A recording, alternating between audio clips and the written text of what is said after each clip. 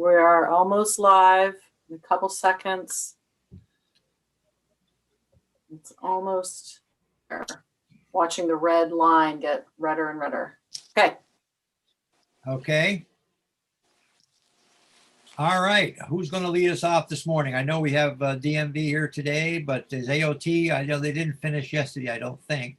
We're going to start with Amy. Amy, that's what I Yeah. thought. Okay. Good morning and welcome, and we'll continue our discussion. Good morning. Thank you. It's an honor to be here with all of you today. Thank you. Thank you. This is my first time testifying. My name is Amy Tatko. I'm the Public Outreach Manager at AOT. I've been in this position for almost 2 years. Bear with me just a sec. Liz just put something on the screen that I hadn't expected just yet. Oh, I can take it off. No problem. That would Just be tell helpful. I'd like to be able to see my notes. Thank you. So I've been in this position for just about 2 years. It's my first position with the state, though I'm not new to Vermont. I've lived in Montpelier with my family for about 14 years. Great. I'll be speaking with you today without a PowerPoint, just to give you a very high level overview of the. Oh, thank you, thank you, thank you. Okay, glad that works. It's just a conversation to fill you in on what we do at AOT and DMV in terms of public outreach, public engagement, communications, and media. So I thought I'd start by just restating the AOT mission, which is very relevant to the work I do. Through excellent customer service, provide for the safe and efficient movement of people and goods. And it's the excellent customer service part, which is really so relevant to the work that I do in public outreach. Just to orient you, there are 3 general areas of work that we do in public outreach. We inform the public of what they need to know and what we do at AOT. We address public inquiries and needs as they arise. And we also solicit input from the public so we can improve our projects, the state's transportation infrastructure, and the services. So I am a part of PPAID. I report directly to Michelle Boomhauer, but I do work with the entire agency, including DMV. And there are 2 of us in public outreach. So I do have one employee, 1 assistant. We handle the external communications for the whole agency, as well as internal communications, which you might imagine at a large agency of more than 1,200 people, that is a really important component of the work that I do. So all of the media requests and inquiries from the public come to me, and then I work to connect the members of the media with our subject area experts who take the interviews. I write the press releases and the traffic advisories that go to the statewide media list when we have to close a road. And then on social media, we're also letting folks know when there's some kind of incident happening that might interfere with their regular traffic flow. And we also do what we call push the positive, which is AOT putting out positive stories about all the people working at the agency, the projects they're doing, all of the new and innovative programs that are going on. Another area of work is our paid communication campaigns. You might recall in the spring and summer of 2019, when the DMV was switching to a new type of driver's license, there were ads out, social media ads, posters, and mailing inserts. So those are all something that my team works with DMV to produce to make sure that they have a streamlined and effective communication campaign when there is something new and big like that happening. You may also be familiar with the Don't Crowd the Plow videos that have been out the last couple of years for our winter highway safety campaign. And then more recently, we've also used some paid advertisement to give support to recruitment efforts, primarily in the highway division. And then finally, just to give you kind of a taste of what we do in terms of using money to get our communications out to a broader audience, we have just this week launched a brand new highway safety campaign. This is what's called a rebranding with a new name, a new logo, and a whole new approach to how the agency is going to try to promote safer driving on our state highways. The name of it is Drive Well Vermont, and with Liz's assistance, I hope to show you the 30-second video that will be appearing statewide for the next couple months. So Liz, whenever you're ready.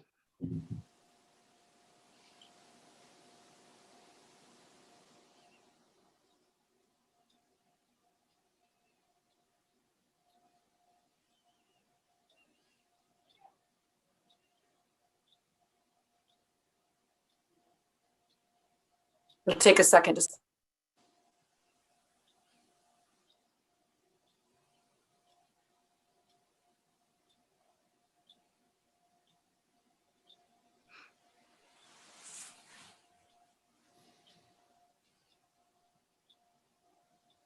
can you see it? Can you all see but it? it's not rolling yet. And there is sound as well. Liz, you probably already know this, but when you share your screen, there's a little setting in Zoom. You have to click to say use computer audio right at the share screen for us to hear the audio from the. Okay. Senator, you're so gentle. Okay, let's do this again. Where do I find the? So if you stop sharing your Oops. screen, and then when you right at the interface where it's asking you which screen you want to share, there's this little trigger down at the bottom where you just have to say use computer audio Okay. or share computer audio. Your Luddite committee assistant. Hold on. Okay, got it. Let's start it again.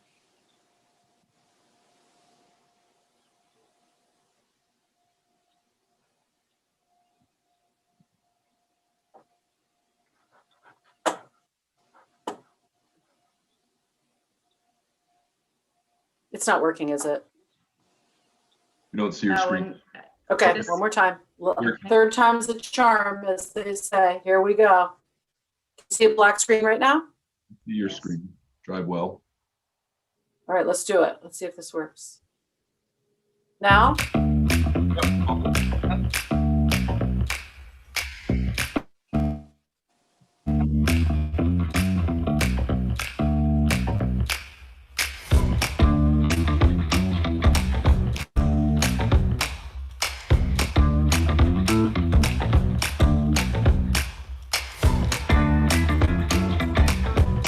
We drive here in Vermont. Let's look out for each other. Drive non-distracted and drive well. So I'm not sure what you all experienced, but on my screen, the video did not play properly or it didn't come through properly. So I don't want to take any more of your time on this. Liz, thank you so much for your assistance. Sorry that didn't work out the way that we had hoped. But I'm just sorry, to kind of, very sorry. no, not at all. I think we can just call that technology's fault. So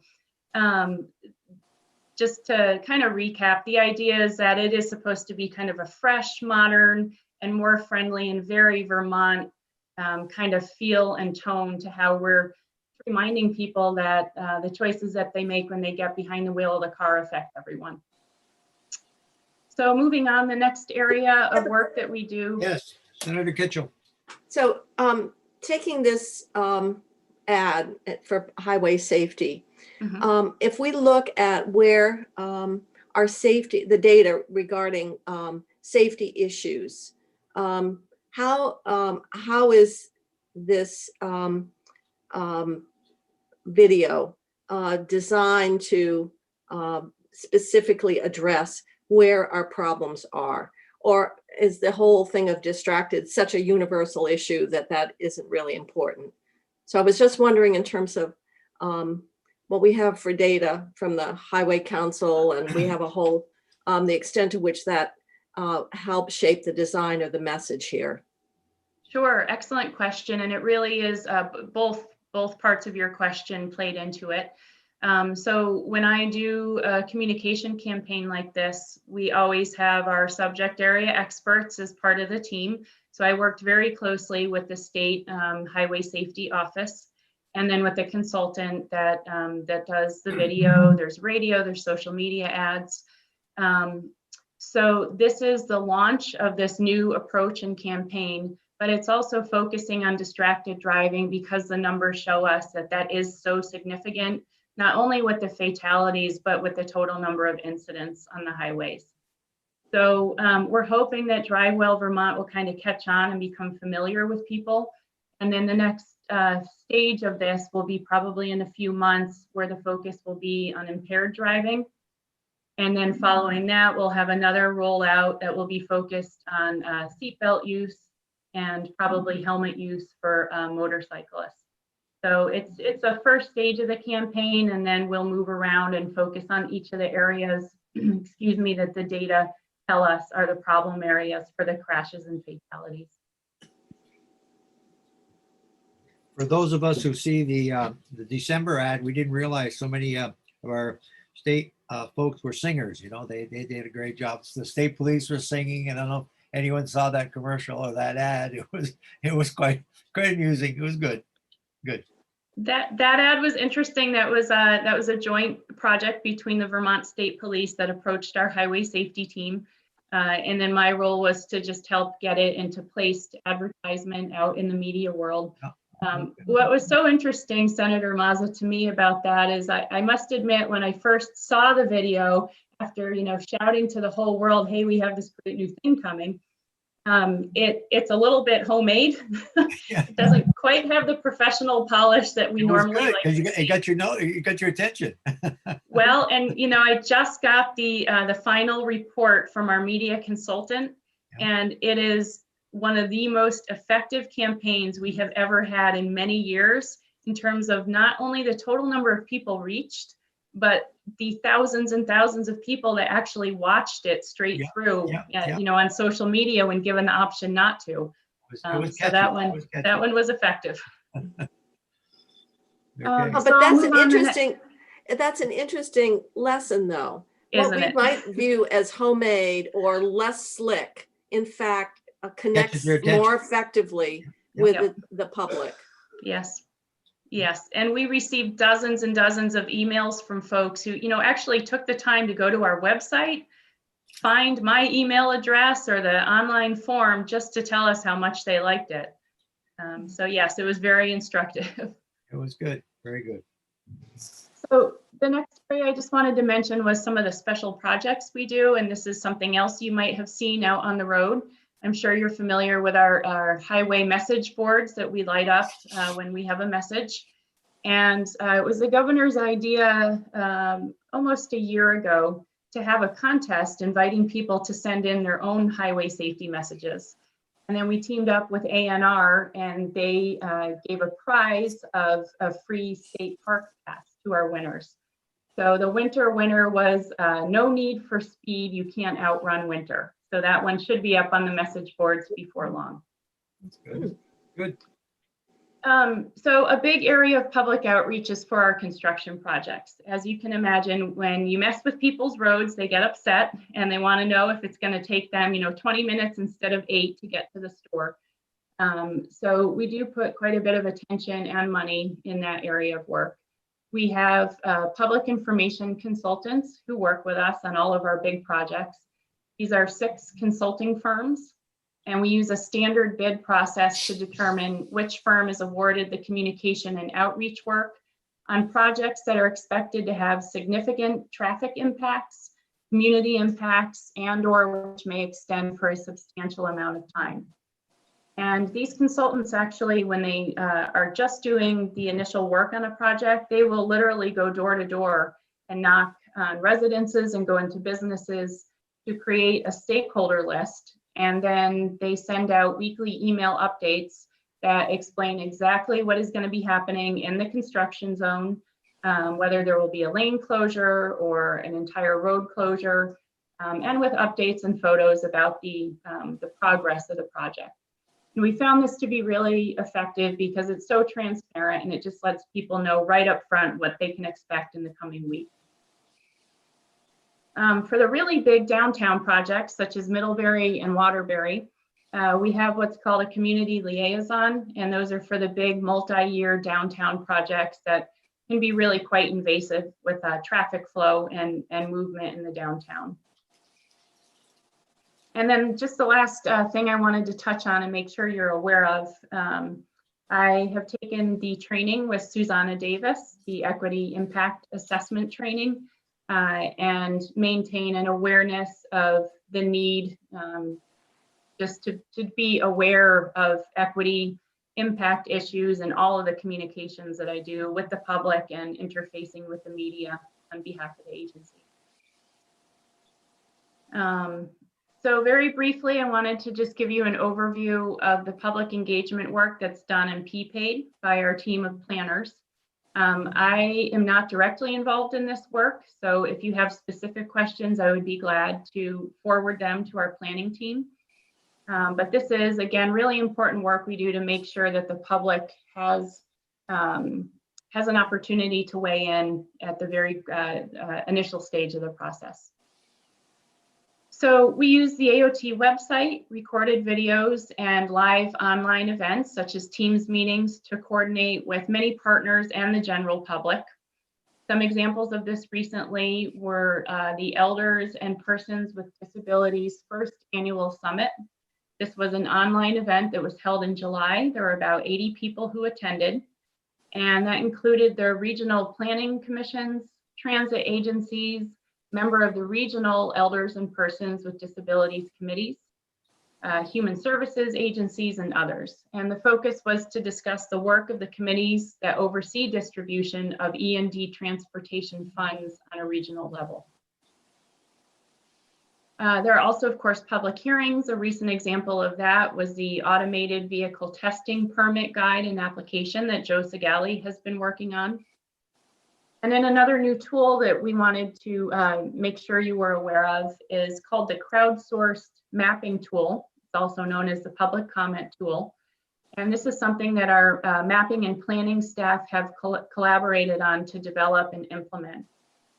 And this uses our existing mapping software, and it adds features that are integrated, and it combines a survey with spatial information. So it's been used since the fall when it was launched. It's been used on 4 different plans, and those include the state rail plan update and the state freight plan update. Our planning staff also uses additional online mapping software to create what's called story maps of projects. And these are websites that have additional elements, including interactive maps that allow people to explore information according to their interest and location. And one project that used story maps for public engagement was the Route 9 Corridor Management Plan. And then, of course, we also use surveys and polls to gather opinions, feedback, and project updates from a variety of people. We use these with the regional planning commissions on various projects. We use them during meetings to learn how people are feeling about a certain project as we're describing it, and also to get feedback on events such as the Elders and Persons with Disabilities Summit. And finally, our planning coordinators have helped facilitate 2 502 hearings in a fully online setting. So I hope you found that helpful. If you have any questions, I'd be happy to answer them. Questions? Senator Mazza. Yes, go ahead, Senator Burchett. Thank you. Hi, Amy. Great to see you in our committee. Nice to see you. Nice to speak. On the community engagement, it's been really great what I've seen AOT do for the larger projects. Like my experience was in Plainfield, which isn't even a project kind of really yet, but I think her name is Erin.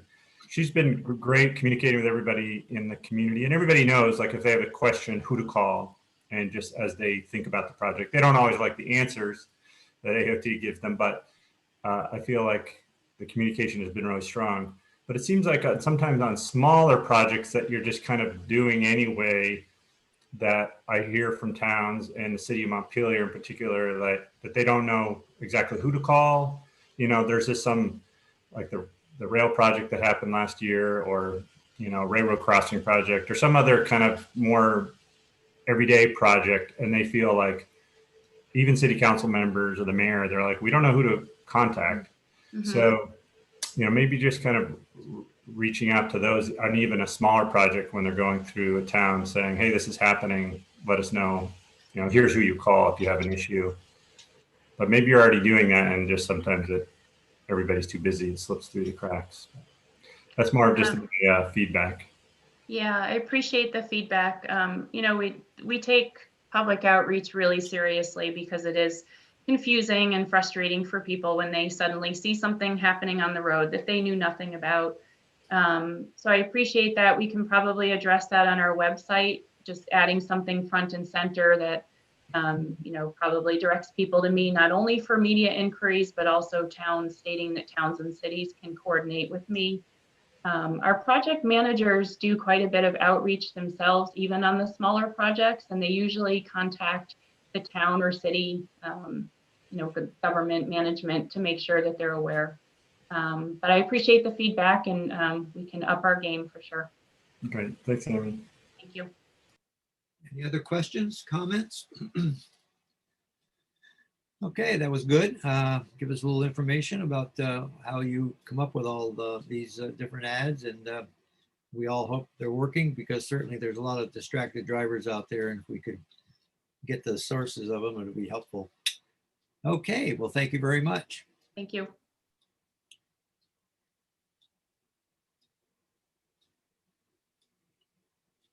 Next this morning, who do we have next? Commissioner Manoli. Okay, all right. All right, and I'm going to try to share a screen again. Not Okay. my favorite thing in the world, but I will do it. Good morning. Good morning, Commissioner. How are you this morning? Great. How is the committee this morning? Well, we're raring to go, and we got some new members, as you probably already know who they are. And so we've got a good committee, and we're ready to listen to DMV. We know it's an important division of our government, and I might add before we start that with all the issues we had with the coronavirus and things, I think the department's done a remarkable job in trying to get through this. And I, for one, have had no complaints, and it's been a very difficult year for the offices that are opening, and keeping them clean and keeping the people on time. And so thank you for that. So go right ahead. Thank you very much for acknowledging the work. The team, the employees have been absolutely wonderful. So for the record, Commissioner Wanda Manoli, Vermont Department of Motor Vehicle. This morning, I'm going to do an overview of the Department of Motor Vehicle, some highlights from 2020, some initiatives we're going to continue to work on in 2021. I have with me today, I have Director Mike Smith. Mike has been with the department for over 30 years. He has invested his professional career at DMV. He runs operations, which is the largest division within motor vehicle. Mike will be participating, as all of my directors will, in the presentation. I'll have each of the directors talk about their units. I also have Terry Blaisdell, who is the Director of Finance. Terry has almost as many years as Mike in state government, but not as long as in DMV. And in August of last year, so I'll go back in June of last year, Colonel Jake Alaverda made a decision to retire. And I filled his position with a director in place of a colonel to really focus on the operational needs and the policies supporting the enforcement division.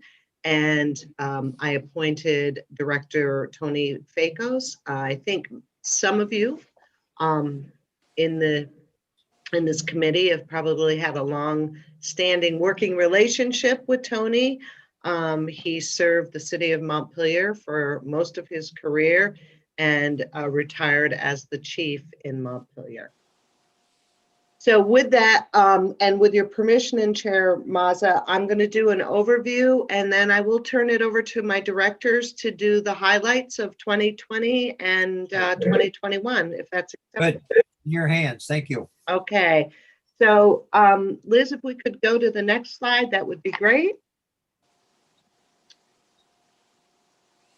And I promise I will try not to read everything to you, but I like to share this, especially with new members.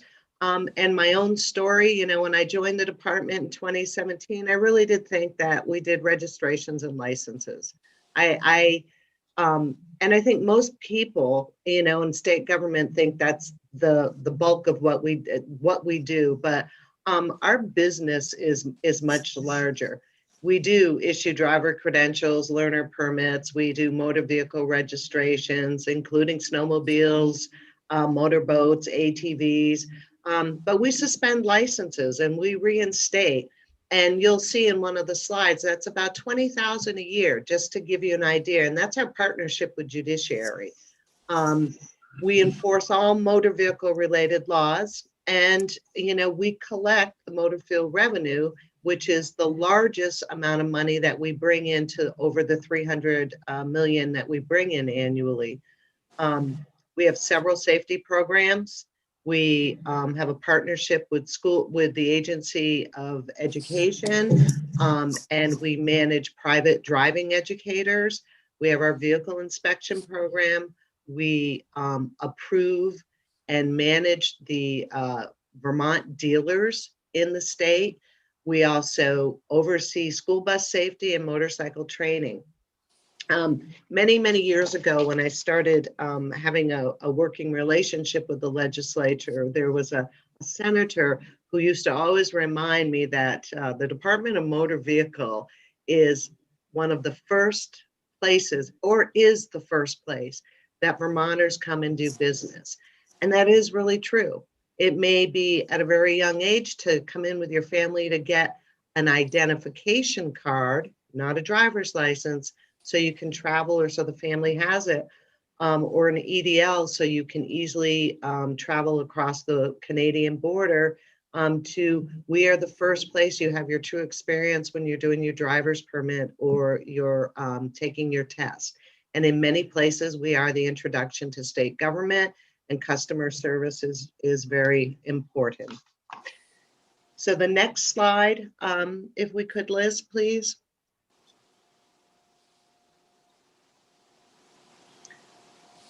This is just a visual. It's not an interactive slide, but you know, to Senator Mazza's point, you know, the Vermont Department of Motor Vehicle went through some significant changes, as did everyone else in state government.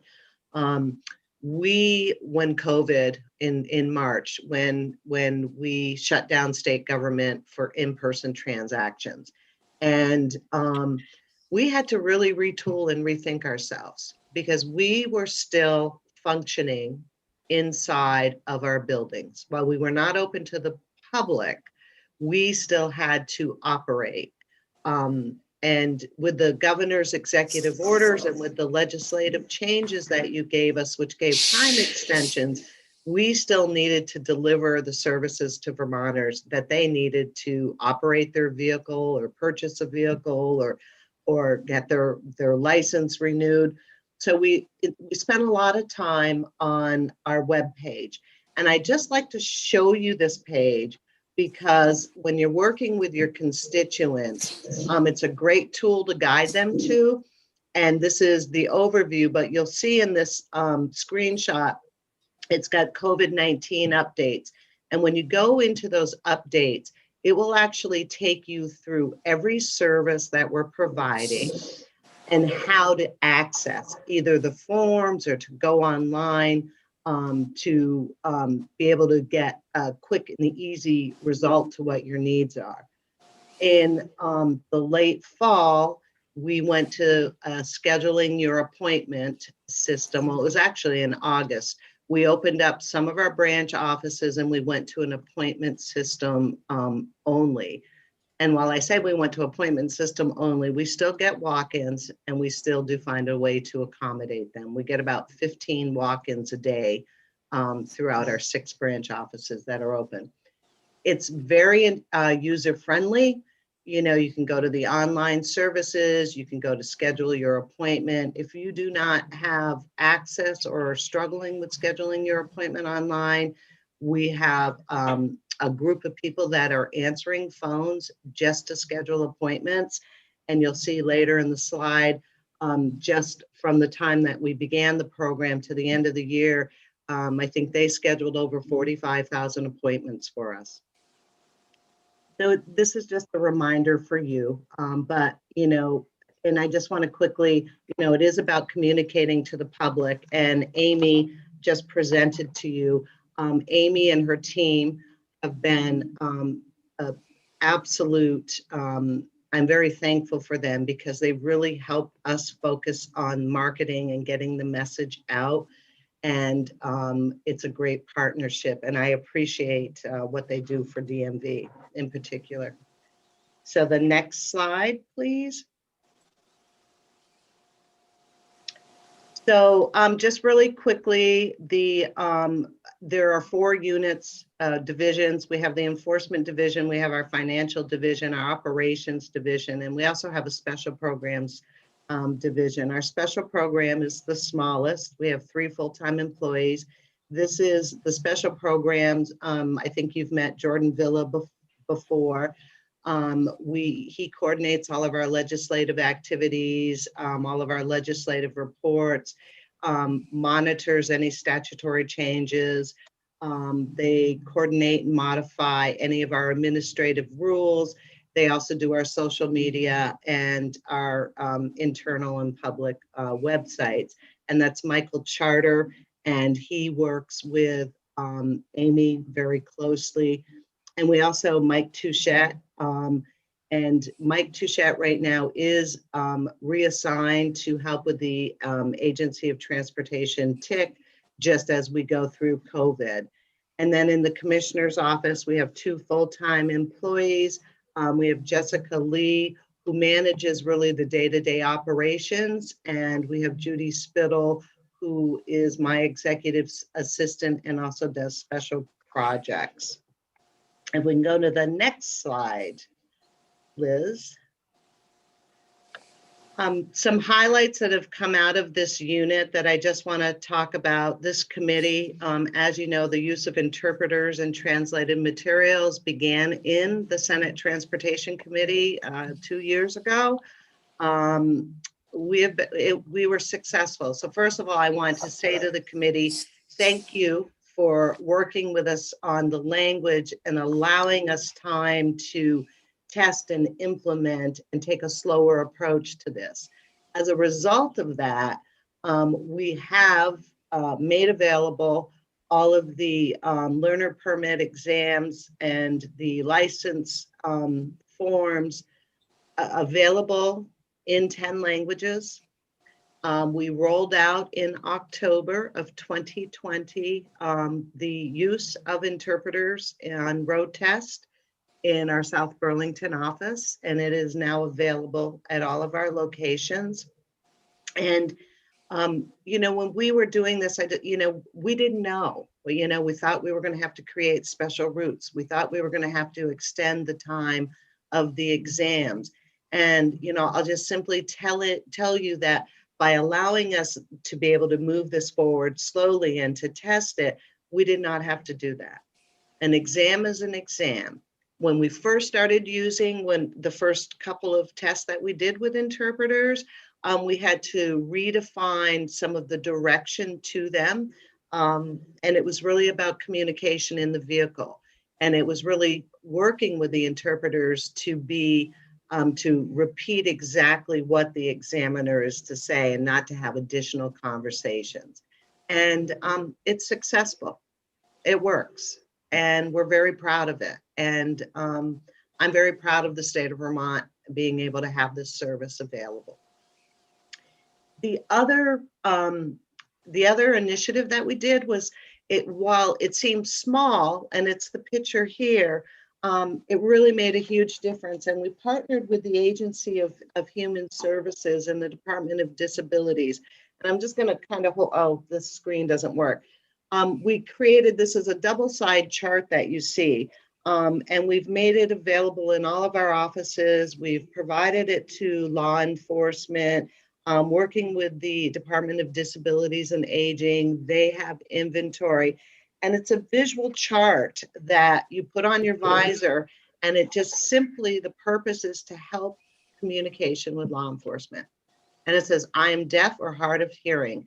And it's a tool that you can point to. It's a tool for law enforcement and for the driver to both use. And that's been very successful. We also did complete the report that you asked us to do on the Driver Privacy Protection Act and public information. We have made adjustments to our policies and to our procedures, and we have filed that report with the legislature. And at any time you'd like us to come in and do an overview, we'll be very happy to. Next slide.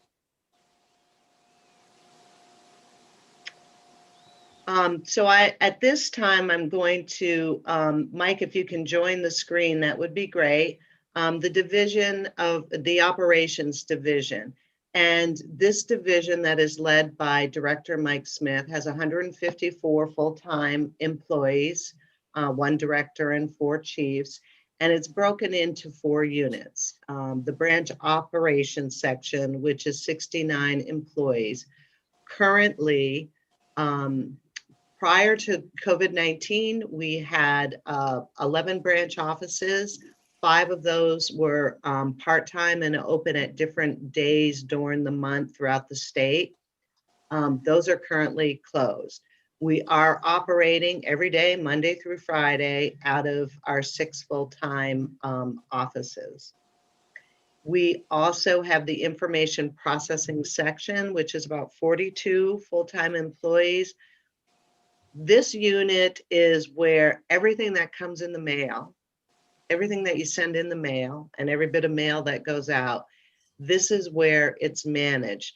But they also ensure the accuracy of information. They do data entry on every new record, every new title, every new purchase. It is entered into the system of record. That is maintained from this unit as well. We have the commercial vehicle operations section, which is 17 full-time employees. This is where we manage the international registration plan and the international field agreements. And this is where we collect all of our gas, diesel, rental tax. And this is the unit that you made an investment 2 years ago with an IT project to modernize, which has taken this unit to a different level that is unbelievable. So every filing and registration is done online. Every business has direct access to what the amount of gas and diesel they're selling, what their quarterly tax is going to be. And Mike can talk a little bit more about the success of it. And this is also the team that does oversized and overweight vehicle permits and manages the CDL licenses. The driver improvement and information section, this is where our suspensions and reinstatements happen. This is where all accident reports are filed and maintained. This is the interlock ignition program. And this is also our call center and the individuals that manage all of the emails and the communications that come into the department. Next slide, please. So at this time, I would really like to turn it over to Director Smith to give you the highlights of his units and what his initiatives and goals are for 2021. Mike, are you there? I am. Good morning, everybody. You can't see all the faces on the top. So good morning, everybody. Michael Smith, Director of Operations for DMV. Many of you know me. Some of you are new and welcome. And I'm sure, as Senator Mazza pointed out in the beginning, that I might be hearing from some of you as you run into issues that need to be resolved. So Commissioner Manoli's really kind of hit the highlights. This screen kind of talks about branch operations. She's covered the number of employees and offices, but, just some highlights. This year we served a little bit more than 103,000 walk-in customers. And when you look at what we did in 2019, 364,000 customers, you can see the impact of COVID on our operations. We did have an average of 17-minute wait time in 2019. And one of the things that has really come out of the COVID pandemic is our scheduling of appointments. And really what this has done is it's taken the wait time from an average of 17 minutes to 0. Basically, you show up 5 minutes before your appointment, you get checked in, you get to a counter. The few times that I'm walking around the building, because nowadays we don't roam as much as we used to, but I hear customers in the hallway saying, I cannot believe it, I've been here less than 5 minutes. And you just kind of smile deeply inside when you hear that, because we're achieving our goals. We did administer 22,000 knowledge and skills examinations throughout this time period. And it's part of the process and the shutdown. It really required, especially people like me, to think outside of the box and get into and I can see Commissioner Manoli laughing, a rather uncomfortable zone of where I've come from. In the 30 years here, many things are rather rigid. This time frame required us to really look at some of the practices that we do and how we can do them better. Knowledge exams online is one of those areas where we kind of moved outside of the box. But while we were closed and not allowing people within the building, we needed to find a way to continue to service customers. And and kids are looking for their learner's permits, and they're looking for their junior operator licenses. So we were able to stand up an online learner permit application. And people like me say, oh my gosh, how can I certify, or how can I be sure that the individual taking the learner's permit exam is the individual taking the exam? And while there's no foolproof way to assure that, one of the things that helps make this a little easier to digest is once you have your permit, you're still driving with a licensed driver, somebody over the age of 25, a parent or guardian who is supervising your driving. When you come in for your junior operator's exam is when we test whether you've actually been practicing, whether you've been doing that driving. So at the end of the day, it was a jump of faith, but we made it. So, and Liz, can you switch to the next screen, please? Information and processing. Again, this is backroom processing. Highlights from 2020 is we processed more than 239,000 applications through the mail. There was a time period through the pandemic where we had closed down for 2 days a week. We were only in here 3 days a week trying to promote the social distancing while keeping the operations going. We quickly determined that while we were only here 3 days a week, the mail was still coming 5 days a week. And it increased the backlog significantly. And I remember going into the commissioner's office saying, we have a problem and we need to find a way to fix this. We had surpassed 11,000 transactions backlog, something that I've never seen in my entire career and hope to never see again. But we worked together, we worked with staff, they came in, we worked a significant amount of overtime, and we were able to reduce those backlogs.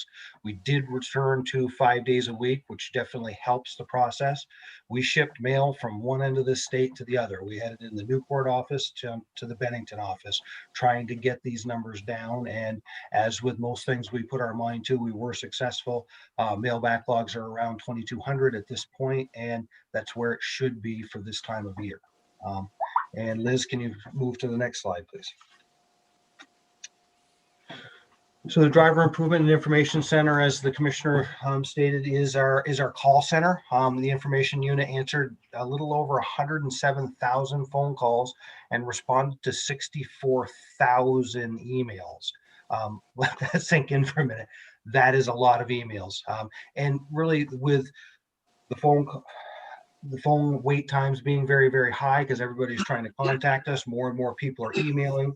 Emails actually take a little bit longer than a phone call because you got to wait for the responses to come back. But we were successful in reaching out to customers and giving them the information that they needed. Driver improvement, we issued 27,000 suspensions, and while that's a lot of work and it's admirable of the staff, I don't believe our goal is to issue as many suspensions as we can. It's really about driver safety. We did process 13,000 reinstatements. However, there's still a significant amount of suspensions being issued.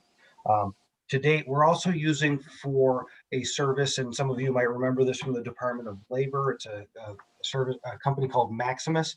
They are actually assisting us with telephone calls, and what they are doing is scheduling the appointments for us. So They took 45,000 calls for us and scheduled the appointments, which has been a huge help for the department.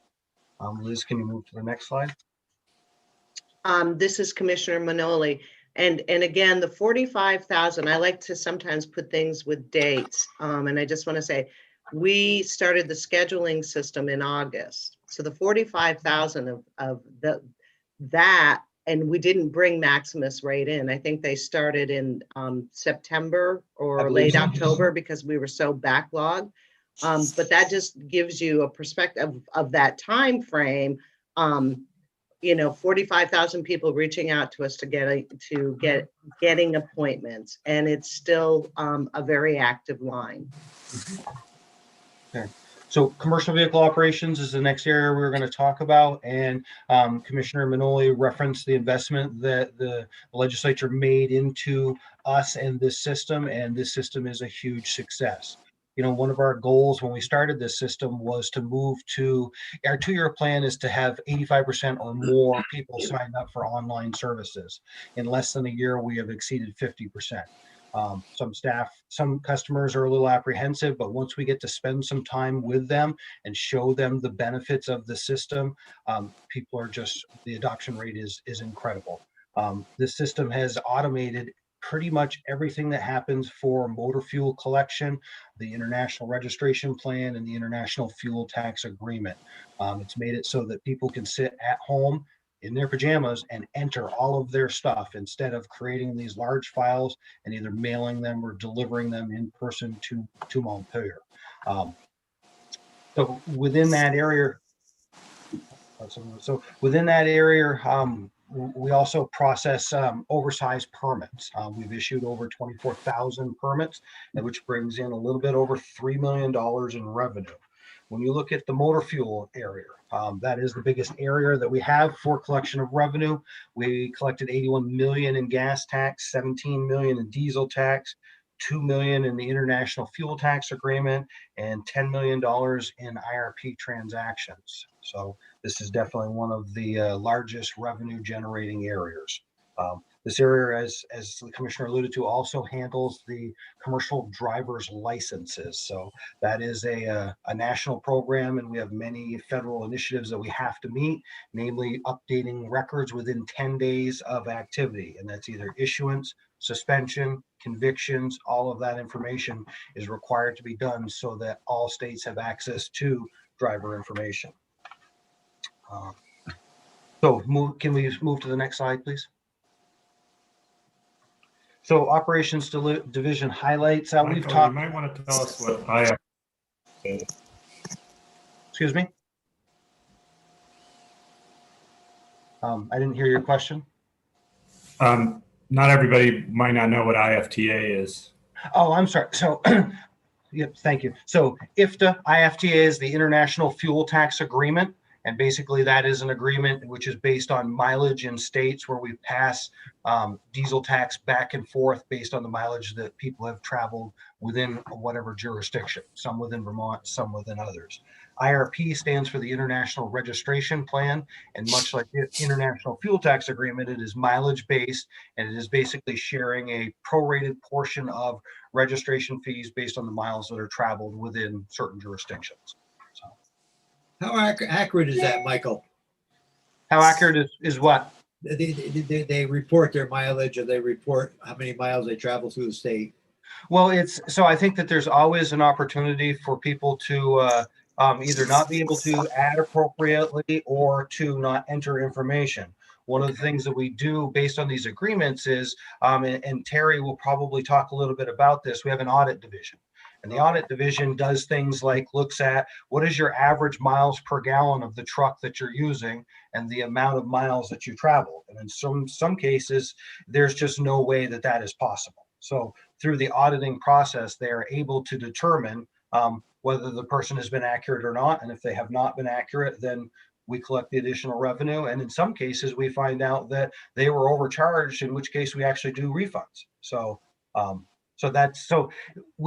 we definitely cannot catch everybody. I do like to think the majority of people out there do the right thing, but we have auditors to make sure that happens. Thank you. You're welcome. So So COVID responses, we've issued, so a lot of different things happened that we talked about through COVID and, the online learners permits, but we also created an online 60-day temporary registration that applicants can fill out and print at home. And this is one of those areas where it makes me very nervous, because there is the opportunity for people to not do what they're supposed to. We have built in some reporting features so that we can look and see if Michael Smith is buying temporary plates over and over and over again. The system will not allow the same VIN number to appear under the same user's name. So it helped me to relax a little bit, to say the least. It has been very, very successful. Since implementation, we've issued over 13,000 plates in that manner. And that really helps customers not only when they go purchase a new vehicle in a state that doesn't issue a temporary plate, but it does resolve some of the private sale issues as well. We all know when you buy a car, you don't want to look at it in your driveway, you want to drive it. So this gives people the ability to write off, drive that vehicle. Commissioner, you had a question? I just want to comment on this and as Mike's talking about all of the online services, and you'll see this a little bit further. There was a slide that showed that we had 103,000 walk-in customers. Again, that was really from June when we were just doing testing in a parking lot until the end of the year. Part of this data and what Mike is also talking about is our online services have increased. So while walk-in numbers right now have decreased, you're going to see throughout that the services online have increased. And I think this is a great example of 13,000 temporary registrations from September to December. Every one of those transactions would have, or they wanted to, be able to come into a DMV and do that work. Those were done in person. And I like to highlight that. Thanks, Mike. You're welcome. So in conjunction with that, we've also created a online license renewal process, which has allowed over 65,000 people to renew their credentials online, not having to come into the offices. And one note to add to all of these different functions that we've created online, because of our system limitations, while the customer gets the experience of I've done this and I'm done, we still pick it up and manually process the things behind the scenes. So integration into our antiquated system is not possible. We are able to make it so that the customers don't necessarily feel the pain, for lack of a better way to say it, but we continue to have to manually process many of these transactions in the back room, which again is not seen by the customers.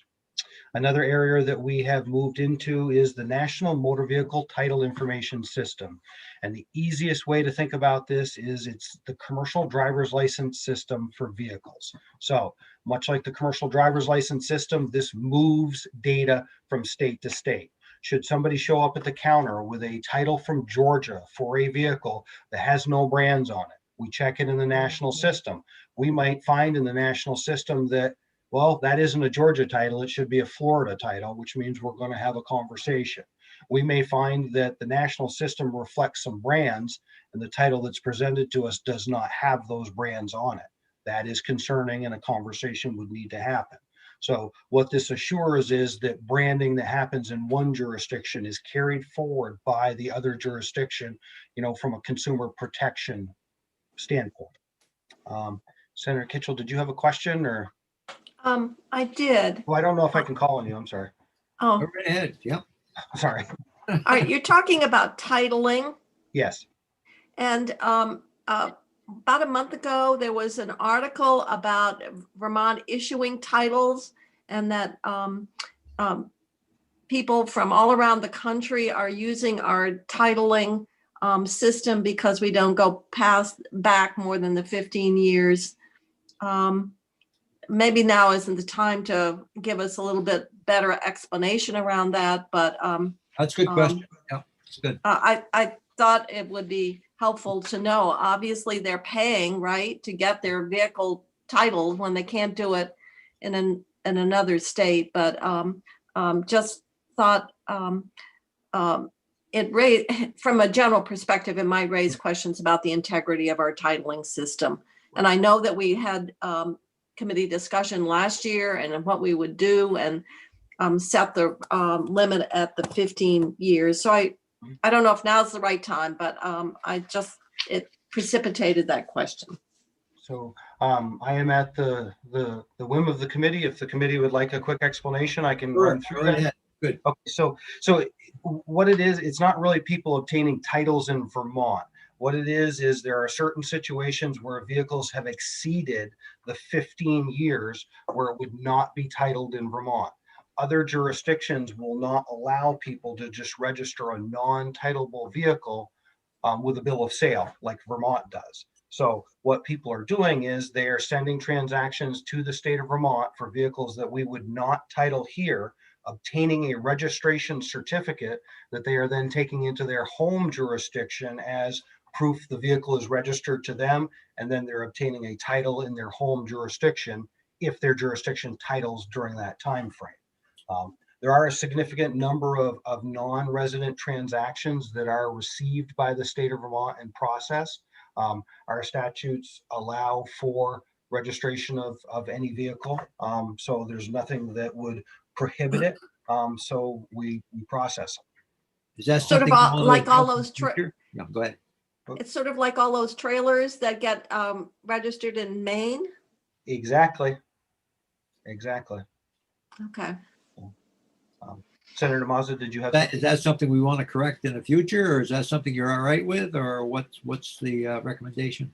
At this point in time, we're actually looking into just exactly what that means. So we're trying to get a handle on the number of transactions that are coming in, and I believe you will see that we will make a presentation at some point as to what our findings are and some recommendations that the committee and the legislature can consider.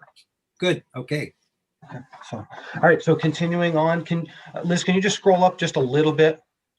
So the next area is the new driver's photo zone. So one of the things that we have found and all the states have found is that when kids get their learner's permit or their junior operator's license, they are excited. And with the advent of social media, they want to have their picture taken with their credential in front of them. The problem is that with social media, you can actually make that picture bigger. And now all of a sudden your name, date of birth, and mailing address is available to, well, the world, because it's the internet, right?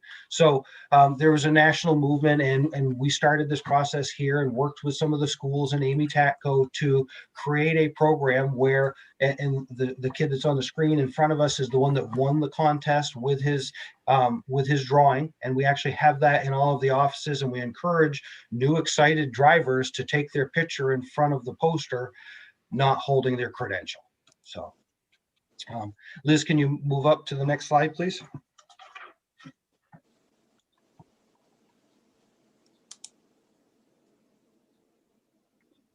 So e-permitting, this is something that an investment was also made by the legislature, and we are moving forward with that to develop an online permitting solution for oversized permitting. It is being built with the ability to incorporate, municipal permitting down the road, because one of the issues that industry experiences is that we, the state of Vermont, are able to issue permits for state roads, but we are not able to issue permits for town roads. Individual haulers are required to contact each and every town on their route to get permission and purchase a permit if the town wants one for traveling on those roads. I'm sure the committee has heard from many of the trucking industry that that's problematic, and some are getting permits in all 248 towns or however many there are in Vermont. So the concept is the system will have the functionality, but this requires a partnership between the state and the towns, and everybody really needs to be able to enter their data to make a fully functioning system. We are moving forward with the state side, and we anticipate that that's going to start here next month, start the building of it, and we should have a system up and running fairly shortly. Next area we've had some success in is the Springfield CDL testing site. We used to test out of the fire department in Springfield. During COVID, they shut that down and said they did not want us and our customers in the building for obvious obvious reasons. So we were able to work with the Springfield Airport and the Agency of Transportation, and we have a site set up there in Springfield, which should be up and ready to go next month. And that will give us 3 testing sites. We actually have 4 now, so we're doing them at the BOR in Barry, Fort Ethan Allen in Colchester, the Rutland area, and now in Springfield. So we've got the core portions of the state covered. So that was successful. Last one on this list is management of walk-in customers, and we've talked a little bit about that already, but that is our scheduling system, and we do not anticipate that going away. Some of the things that we've changed during COVID are making us sit back and say to ourselves, well, if we could do it now, why can't we do it forever? Right? And being able to manage customer flows, get people in and out, and being able to, much like when you go to the doctor's office, except we don't make you wait, it is to be able to know when your appointment is, be ready, and get in and out. Can we go to the next slide, please, Liz? So some initiatives that are coming forward in the next year we are redoing our automated testing system. This is our system that administers all written exams and road tests. So it's our tracking system for both of those. And the contract ran out, so we will be having a new system very shortly. Online customer service enhancement. So again, we partner with the National Information Consortium, used to be called VIC, now they call it NIC, so we can just play with the acronyms, I guess. But so we're working with them to try and enhance our online services. We've looked at some of the services that they have in other jurisdictions, and we're trying to bring a lot of those here to Vermont, as well as some new ones. So currently we have DMV Express. It's on our website right now. It allows you to renew registrations and purchase duplicates.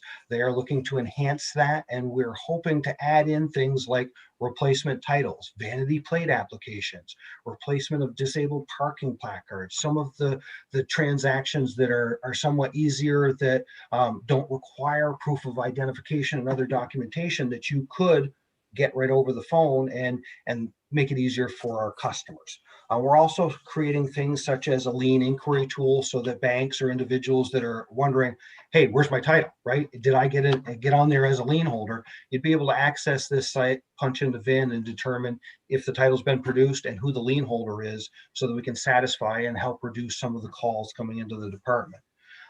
Next one on here is actually a really interesting one, and that's the vehicle tax estimator. So in the state of Vermont, tax on vehicles is calculated based on purchase price or Blue Book, whichever is greater. So we do a significant number of returns to customers saying you didn't send enough tax. So by getting this onto the website, you would be able to fill out your application, and it would hit the NADA website and tell you what the value is right there. So that way it would reduce the number of refunds or returns that we're sending back, but it would also speed up the registration process for the customers. Driver license status inquiry would allow individuals who have renewed their license and are curious as to where it is in the process to hit the website and be able to see, oh, it was mailed out yesterday, or it should be mailed in the next few days. We're also looking to enhance the driver's license reinstatement service. Right now, you're only able to pay your reinstatement fee online. The goal of this service would be able to say that here are the steps you need to do to take to become reinstated. So that, again, that would be a very big benefit for the customers of Vermont.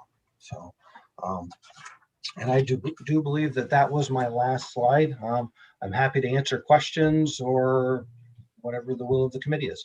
Mike, I have a question. Over many, many years ago, we all experienced that the DMV computer system was not up to speed and where it's going to crash, and we spent a lot of money, and then we got it back. But yet we're adding more and more services online. What are we doing to not get in a situation like the tax department did?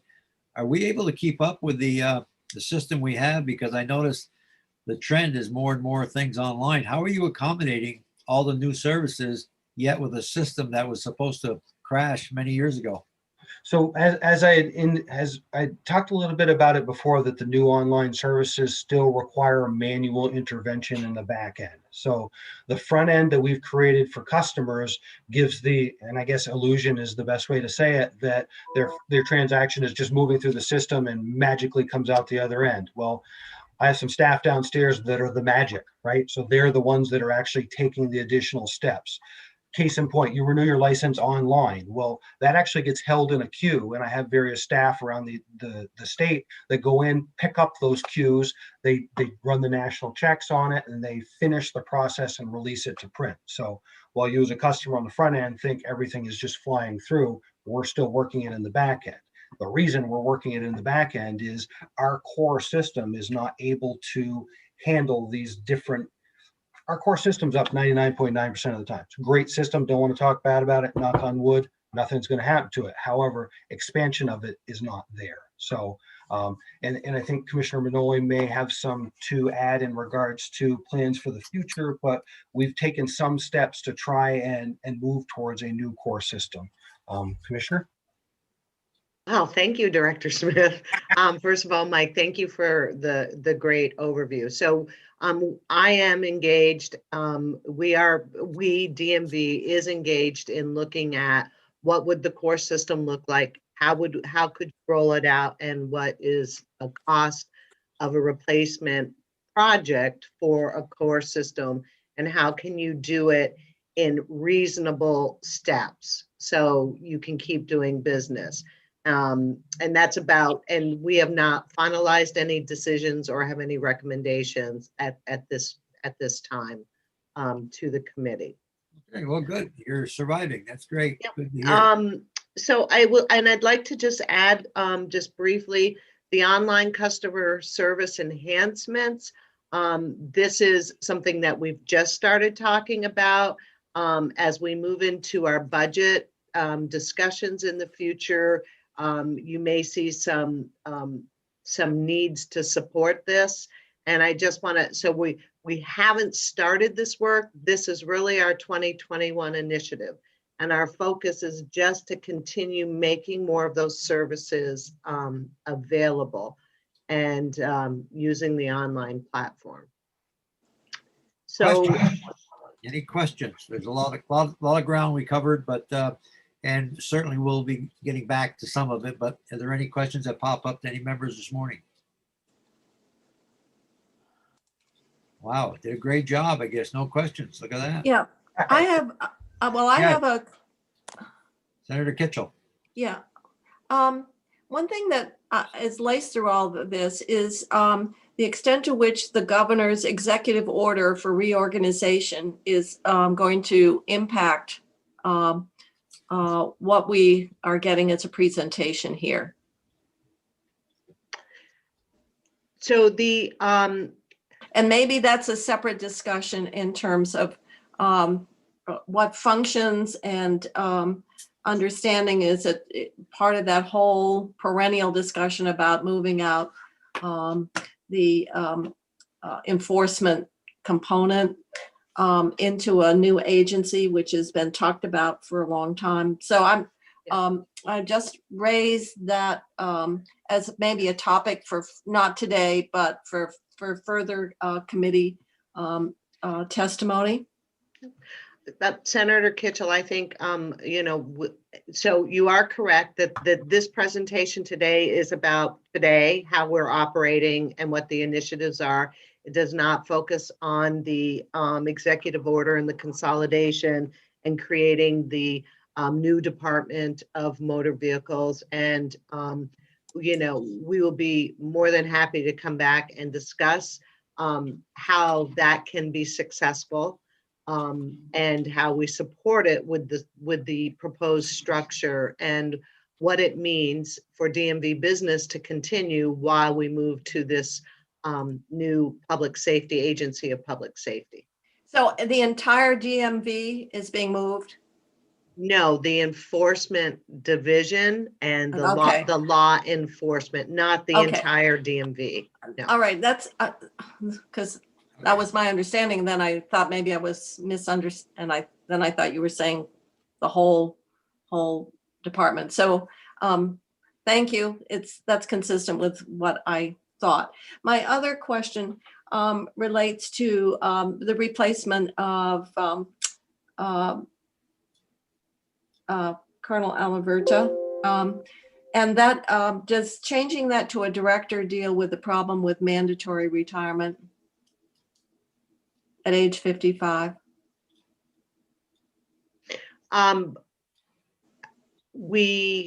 In other words, would Jake's position have been subject to mandatory retirement and this one will not? Correct. Yes, that isn't why it was correct. Yeah, that is, you are absolutely right, because Jake was any of our sworn law officers have the mandatory requirement at 55. So the new director is a sworn officer? Is Or not. not a sworn officer. Okay, all right. So that's how, all right. And the only reason I'm down into the weeds on that is because Senator Mazza, as one of the members of the Committee on Committees, put me on that Law Enforcement Retirement Study Committee. So that's why I'm asking the question. Thank you. We know where to put good people, see? Yeah, Yeah. but just make sure that Mike Smith isn't falling under any retirement, okay? Because he's got to be there for quite a while, so. Can tell you the new report on retirement has made a lot of people, including myself, consider a retirement date. No, you can't retire, Mike. What would you do without us? You know what I mean? Yeah, no, you'd be very bored. Okay, well, all right. Any other Okay, questions? so would you like to move to the next slide, and we're going to do an overview of the enforcement I think division? what we'd like to do at this point, just take a 5-minute recess or 10-minute recess. Give somebody a Okay. chance to stretch and get a coffee, okay? All right, Thank you. Thank you. thank Okay. you. Everybody, please mute and take off your video. Thank you.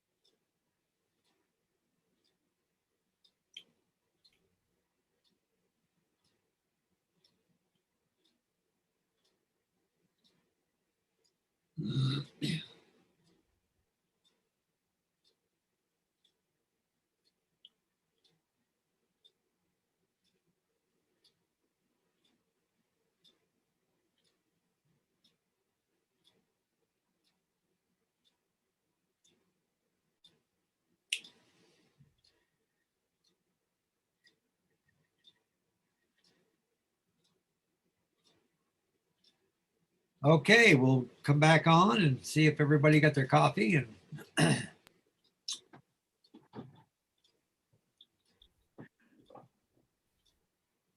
Okay.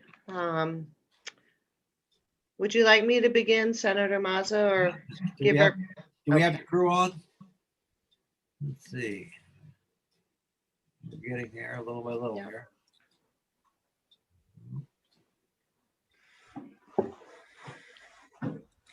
good. So at this time, I would like Director Fakos to join us. And I'll do a very quick overview, and then Director Fakos will actually walk you through his units. I did my introduction of Tony in the beginning, and it is, I've been very pleased with the transition with Tony into this position and just the cohesive planning that he is doing with all of his units. And the transition has worked out well. One of our favorite little conversations when Tony first started, I had said to him, spend the first 30 or 60 days getting to know your team because it's really quiet right now. I'm reminded that necessarily didn't happen for him, but I'm pleased to have him with us. So the DMV Enforcement and Safety Division has 42 full-time employees. Tony will talk about the sworn officers and the non-sworn officers and what that breakdown is. As many of you know, we have the Commercial Vehicle Enforcement Unit, and these, their primary mission is enforcement of laws and regulations in the commercial vehicle safety world. And this is our team that works very closely with federal motor carriers and with our federal partners. We also have our investigative unit, and this is the team that has sworn and non-sworn investigators, and they focus on education and safety. This is the group that regulates and works with our dealers and our stations, and also investigates any fraudulent or illegal activities around titles, or, I think titles is a very common one. They also manage the third-party training. They do the educational outreach to our stations. And they also do the total abstinence program, which you are all very familiar with, and we've had discussion in the past. And then behind, and beside these two units, we have an administrative unit that helps manage all of the programs that we just talked about. Next slide, please. So at this time, Tony, if you could take the committee through the highlights of your units and then share your 2021 initiatives. Well, Tony, welcome to the committee, Tony. We know you from a different Montpelier police chief, I think, for years, right? And 13 years in that role. 13 years, and it's nice to have you with us. I just got to give a little quick story. Jake was, for many years, traveled back and forth from Winooski to Montpelier, and I also did. We met on the highway many times in the morning, and Jake loved to stop people for speeding, and that was so I had to be very careful every day. We always left about the same time, and so Jake always caught somebody going in the morning and come home at night. So I'm glad to see you're in Montpelier. So if we get back on the road, we don't have to worry about you stopping us and anything like that, Also, that's hopefully going to change a little bit, but we'll see. Well, Don't you remember, Senator Mazza, that Jake's nickname was Ticketron? Oh yeah, Ticketron. He loved giving tickets. Oh my God! In the morning, he had an unmarked pickup truck naturally, and I had to get to learn it all over again. But he always had somebody stopped in the morning or evening. That made his day before he got there to work. So, but you don't have far to travel, do you, Tony? No, I do not. Well, welcome and aboard, and we're looking forward to working with you. Thank you, Mr. Chair and members of the committee. So, as the commissioner, just introduced, we have the 3 core units that comprise the current model of the Enforcement Safety Division. So, with the Commercial Vehicle Enforcement Unit, we have 20 full-time certified police officers. In other words, everybody that is a sworn officer, they are full-time, fully certified police officer with very specialized training in commercial vehicle enforcement inspections, hazardous materials, special containers, and so forth. In addition to the uniform inspectors that we also have right now currently 2 part-time inspectors/auditors. Now, these are not law enforcement personnel anymore. They are actually past law enforcement personnel that are working part-time. And what they do is they help out with the safety audits. So that's a really important component of what CVE does. And those safety audits, that means if there's a new business, new transport company, they will go in, they will work with that business and support that business by making sure, are the trucks up to spec? Do they have all the proper DOT credentialing in place? The drivers, are they, from the physicals to the licensing, and any questions that they may have. So when those trucks are on the road, commerce can flow smoothly and without any interruption or worst case scenario enforcement action. So, that project, or what they do in enforcement and safety in the CVE, is a significant portion of that is MCSAP, Motor Carrier Safety Assistance Program funded. And so there's a lot of regulations and again, and requirements that we have to follow to, at the direction of our federal partners. In addition to the, of those 20 officers, we also have 2 canines within that division. We have Inspector Rajesh Haley, who has a canine, Annie, and she is a little adorable black lab. She is trained in both narcotics as well as tracking. And our latest hire, we're very fortunate to get an experienced officer who has an active canine program and his dog, and that is Tyler Jacobs and his dog Jonah. Jonah's a regular shepherd that is fully patrol certified. So we have 2 dogs, and they fulfill an important part of the MCSAP and highway safety function of commercial vehicle enforcement. So that is that side of the house. The investigations unit, we have comprised of 15 individuals, 7 of whom are sworn law enforcement, and they, as you already heard, they do everything from working with our inspection stations, and helping to manage the program with our private partner Parsons. There's the inspection tablet. It's a device that plugs into a vehicle and is part of the safety inspection, as well as provides and captures the emissions information as well. In addition, that the investigative unit works with dealerships in helping them set up or close out a business. And one of the things we'll talk about towards the end is just some of our initiatives and our goals to modernize those interactions with dealers as well. I mean, some of the things that we're doing, we want to make it easier for businesses to succeed, and with the support from our team. We have, I think we went over one of the highlights that we're really proud of with our partnership with the Department of Environmental Conservation.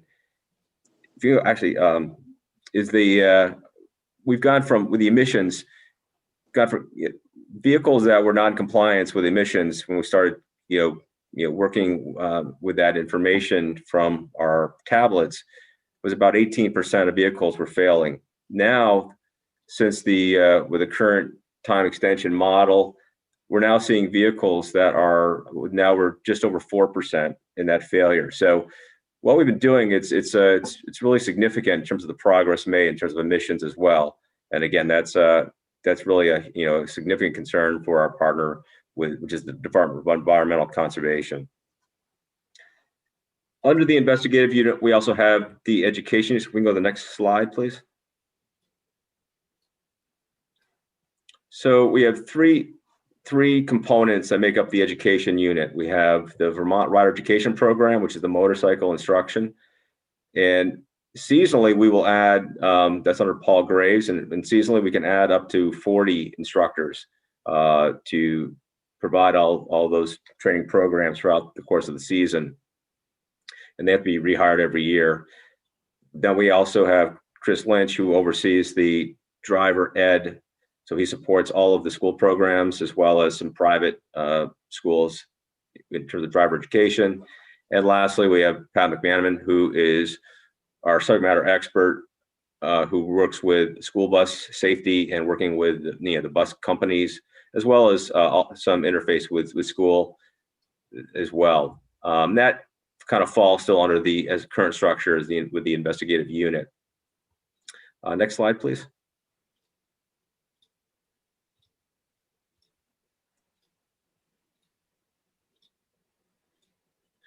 So some highlights this fall, they completed the scale house off of I-91 in Putney, and that's one of 2 of our operational scale houses we have in Vermont.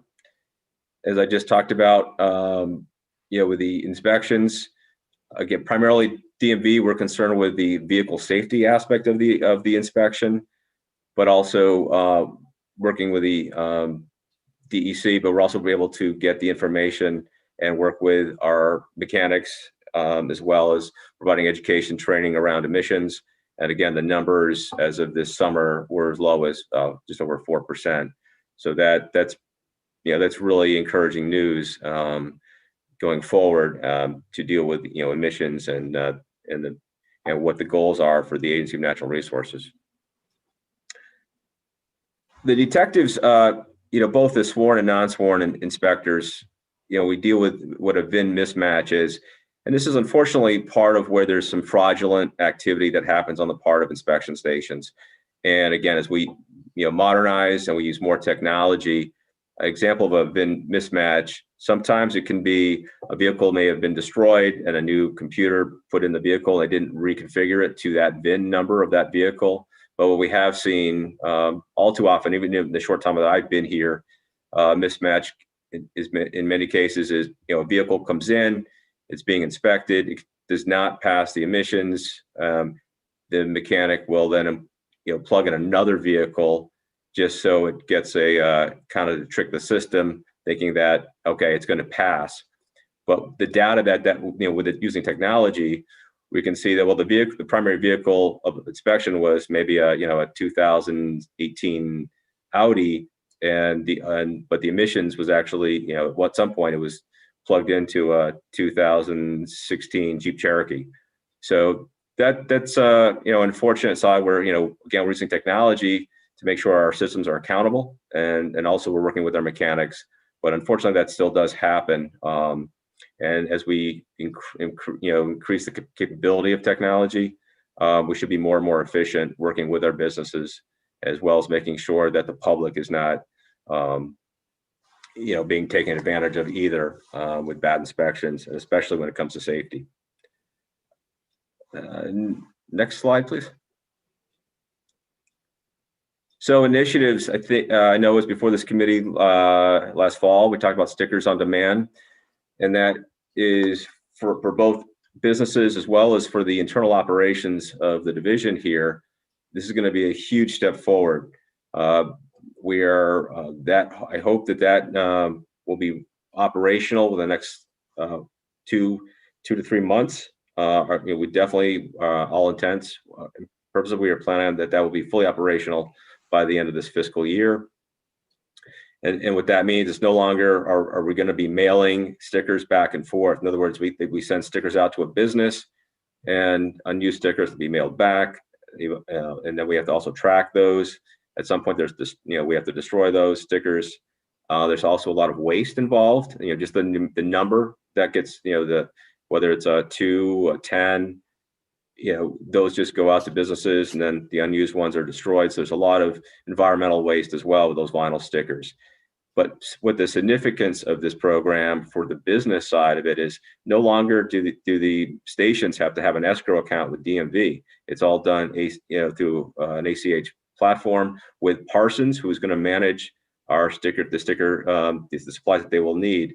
So let's say you're a motorcycle dealership, and all of a sudden, you get great weather in April, May, and you get clobbered with a significant number of inspections. Well, what if you didn't order enough stickers? Now they'll have at their fingertips, at the business fingertips, the ability to print as many stickers as they need. And also the appropriation, the state of Vermont, we are going to be supplying the printer and the training for this initial outlay. So so we're really excited about that, because it's really going to cut down on waste, shipping, stickers being lost, stickers being stolen, and then ending up on the black market, where they could be sold for maybe $150, a sticker. And it just really tightens everything all the way around. And again, really puts the control in the hands of the business, as well as, cuts down on a lot of also administrative penalties. For example, in the rules, does the dealership or does the inspection station, are they properly managing their stickers? Are they locked up? Are they, how do we do that? And so when there's a problem with the management of the stickers at the business side of things, I mean, they could be subject to administrative penalties. And one of the things that I and the commissioner want to see is really more of a supportive role than I gotcha. and you know, with businesses. And that's really where technology is going to help us get there. When does that go into effect, Tony? As soon as we're finalizing some of the technology requirements for the Agency of Digital Services, and we're ready to go. The Parsons contract is all been renewed going forward, so we just have to add this business component to that. But Mike Southworth, who is really I put as our point person here in the administrative unit, we're aggressively pushing forward, and I don't want to give you a deadline just yet because I don't have, you know, there's a couple of. No, that's a great idea. That's going to work well because there was a lot of problems of stickers missing and stolen and everything else. Yeah. This will be a great idea. Yeah, we're really, it's just how we want to, and that's just the tip of the iceberg, I think, for, I think a bright future for how we're going to be able to modernize and better support the business side, you know, and less of the hammer approach, if you will, from a regulatory standpoint. Great idea. Thank you. Welcome. So also another initiative going forward is the online driver tutorial, which will help people that are preparing for their learner's permit. And you know, it's going to be a multi-technological platform that can, again, make life easier for folks getting ready and practicing and preparing for what's to come as they become, you know, new drivers. Last slide, please.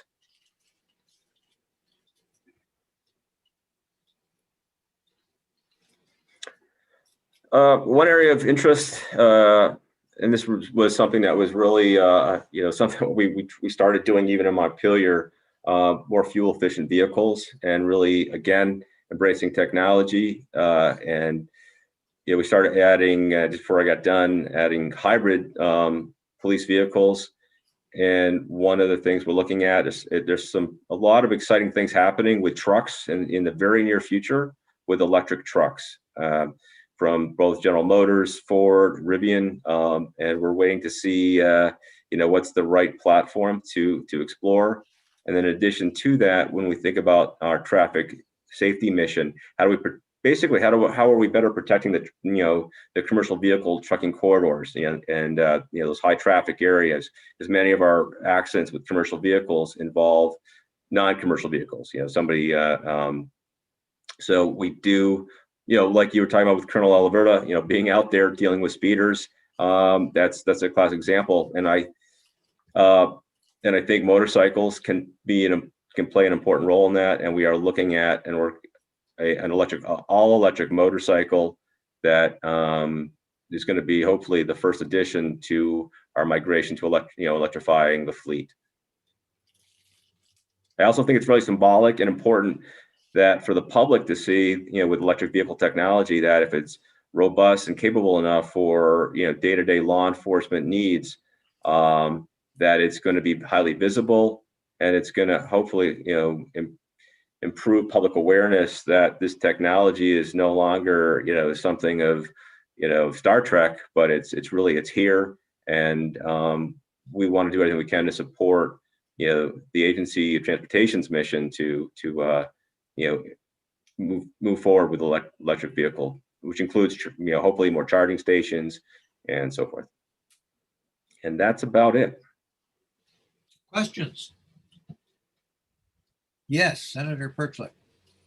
Yes, thank you. Yeah, thanks for the presentation, Chief. And two questions. Well, first, I just thank you for those comments on move to electrification of the enforcement fleet, or just making them more efficient. I think that is great, and it's a good public awareness. My question is, it's good to hear the information on the emission testing. Do you have, or can you send me the data on the inspection testing, like how that has changed since we did the tablets? Because I think it's also gotten better, but if, like, how many cars didn't pass safety inspections before compared to today, or like a 3-year average or something like that? Sure. Every month, our vendor Parsons puts out a detailed report, and I can send the committee a copy of one of those reports, and it'll show you vehicles that passed it, and it also includes annual data in that as well. in both graph form and numeric form. That'd be great. Thank you. If any committee member would like to, I know I've done it a number of times, go on when those folks have the truck stops weighing in and inspection stations. It's very interesting to go and watch how it's done. I was amazed the last time I went. The truck drives in and you have all the information inside already on that truck just by the license number.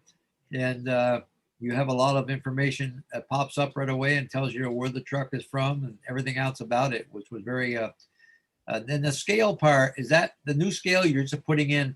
Is that the scale they drive just over? You don't have to, they just drive on it and it determines the weight of the vehicle? Is that what that's all about?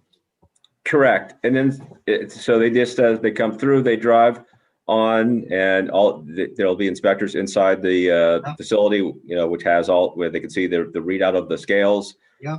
And so that brings up a great point I did not cover, something that's happening right now. We're working with finishing up the RFP process, but a benefit program called CView, which stands for Commercial Vehicle Information Exchange Window.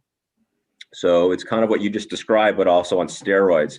So what we'll do is we'll have even more information at our fingertips. So when the truck comes in, that information is put into the system, and within seconds, we'll understand fully its DOT status, the company rating, making sure that everything's in compliance there. And so it's twofold. One, it provides us a very important law enforcement tool. But again, another goal is how can we move commerce faster? And so if we can minimize that time, I mean, this fall I was at Details, and if on a busy day, it doesn't take long to start stacking, when you see trucks start stacking up. And the last thing we want to do, and especially during a pandemic when supplies really need to get to their destinations, in a timely and safely, manner, any little thing that we can do to make sure that we're the good companies, the good trucks and drivers, we just want to keep them moving. Yeah, I noticed that it's such a fast process in comparison to the old days. And the old days you had to put the scales underneath the truck, and it took forever. But now they got a system now. It works pretty slick. Any other questions? Yes, Senator Chittenden. So I have one question for Tony. I hear from Mike Farrant that if I get one of those Senate license plates, it's more likely that I'll get pulled over. So is that true? And I should not do that if I'm. If you're speeding, yes. It's embarrassing. Yes. Any other questions? Yeah, I would like to put myself on record. I have never taken a special license plate in my 50+ years, whether it was one of the low numbers or even a Senate. For that very reason, it's always. Why you want to speed? Is that the reason you want to No, go fast and violate you law? know, Senator Mazza, that Yeah. none of my vehicles would ever really. No, I think they max out at 50. Most of your vehicles that you've driven in the past. Yeah.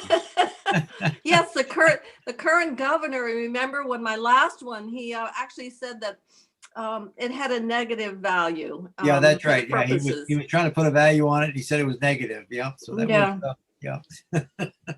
I do have one serious question for Commissioner Manoli, and I'm sorry, Tony, I don't think it directly addresses what you presented, but Commissioner Manoli, one comment I had over the years serving on City Council and in my interactions with Jim Kondos, Secretary of State, is that I've seen the state of Vermont stand up a lot of different identity architectures. So when I saw the DMV portal, that's a separate set of credentials than what we might create for the registering to vote or also for doing our income taxes. Is that correct, that they are all independent and distinct platforms that aren't really unified through any sort of portal? And my follow-up question is there any interest in trying to unify one Vermont where all the interfaces that residents, taxpayers, and so on can go to vermont.gov, log in, and then still be able to access through that single set of credentials, their DMV interfaces, their certificates, their registrations, registering to vote? Is that at all a well-structured question, or am I just meandering too many places? I think it's a great question. And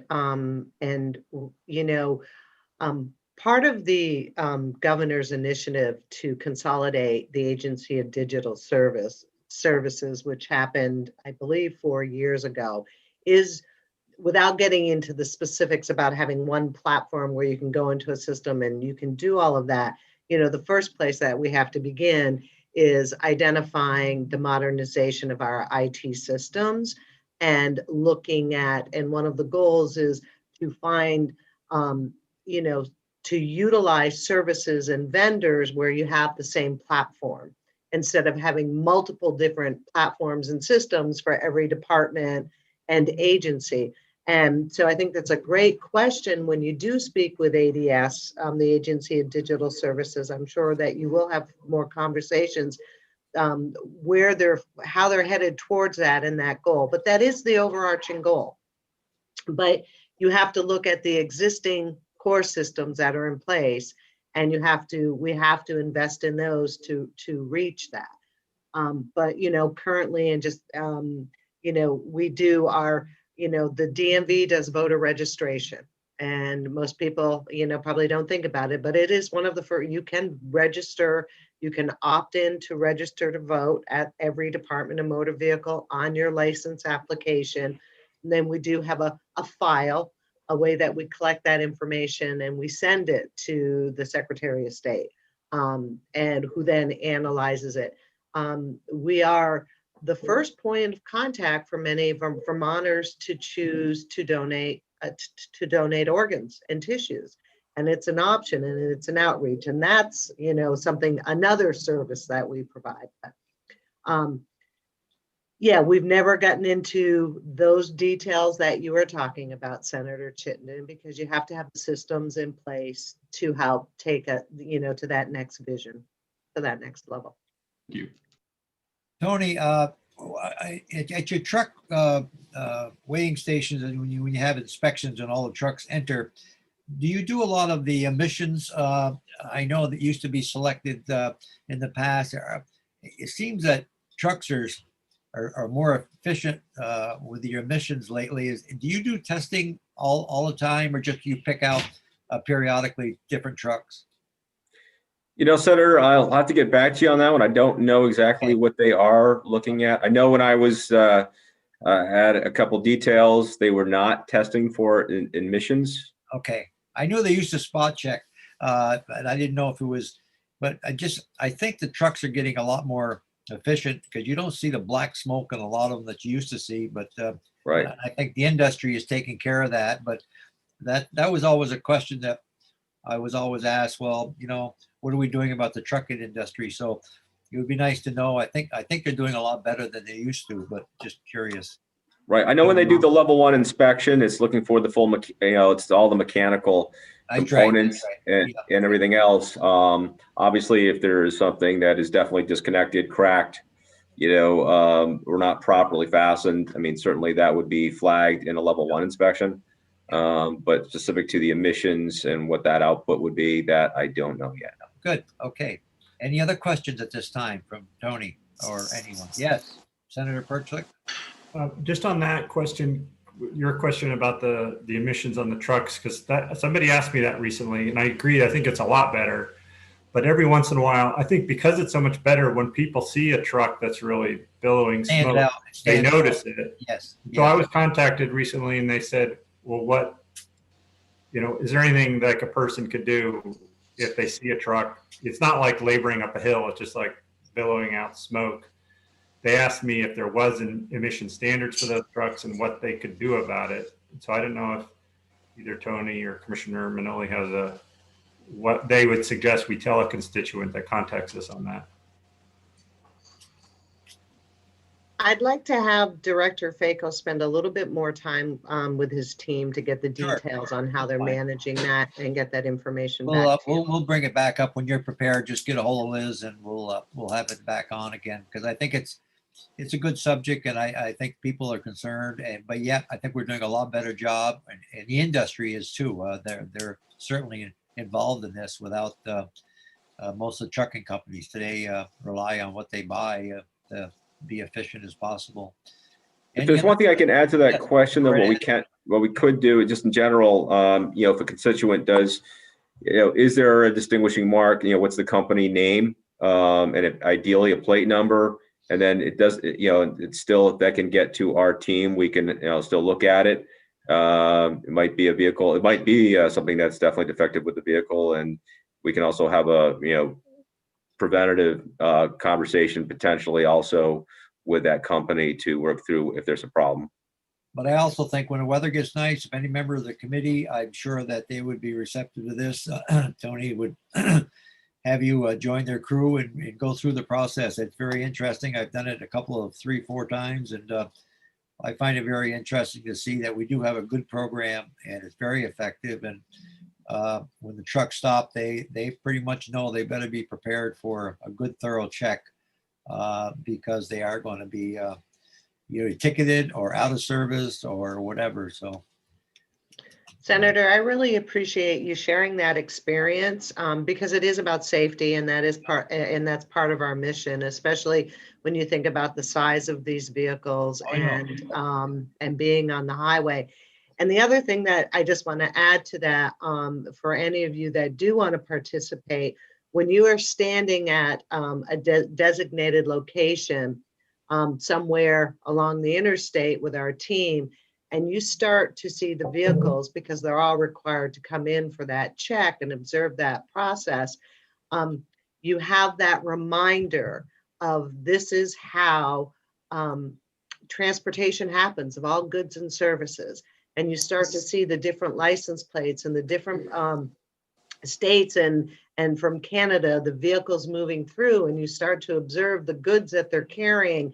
And when you see it all in one place, it really just, for me, it changed the perspective of this is how goods and services move through our state. This is how we get our supplies, and the value and the importance of the program and the services to the industry, to the trucking industry. I think Tony said it well. We're not in the position that I got you. We're trying to work with you for safer highways. And I think the trucking industry has done a good job. And the drivers, and they know what to expect when they pull into one of these areas. It's for safety reasons. I don't think they want to drive a truck that's not safe, but it's a big part of our economy, like you said, Wanda. So, yeah. Any other questions or comments this morning from these folks? Well, I thank you very much. Senator Ingalls has his hand up. Go right ahead.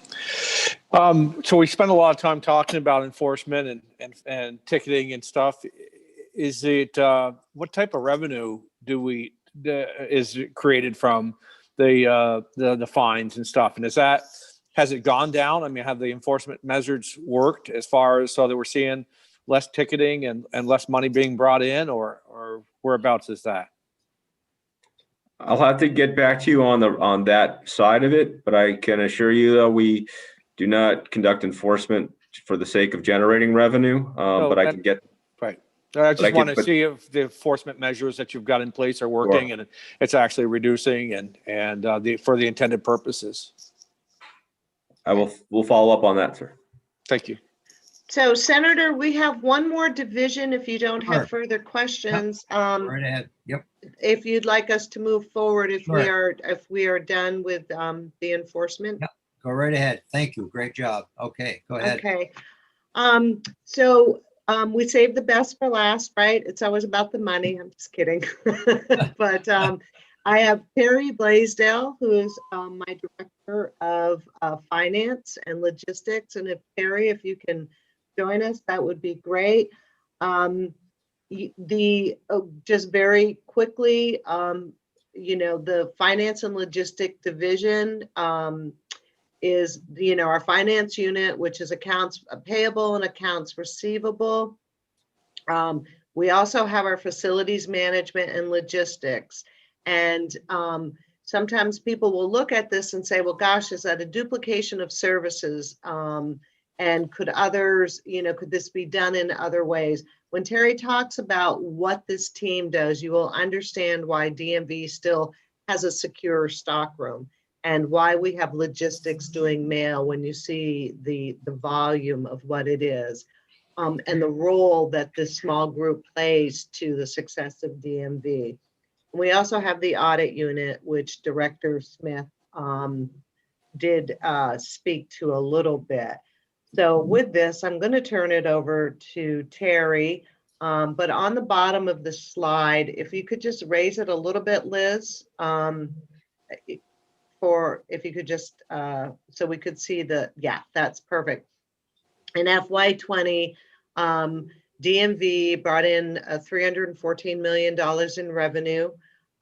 We collect $35 million in revenue for other programs through the fees that you have established. And we received almost 200,000 pieces of mail. And when we go through this process, I like to point this out. We talk about the amount of pieces of mail received because those are services we're providing. And there could be more than one transaction in there. But we also there's also a large, every piece of mail we receive creates mail going back out. Wanda, as I look at that, I feel the pieces of mail received, I'm beginning to feel that's the volume that we as senators are getting. In this new environment, Senator Kitchel? Well, I hope it's not all on DMV. I hope no, I'm just talking about the volume of emails that we get. Well, that's why you're on so many committees, Jane. You take care of it for us, okay? Yeah. Yeah, I do my best, but yeah. Jane. Senator Kitchel, I appreciate, because with every piece we receive, there's a response or there's multiple, and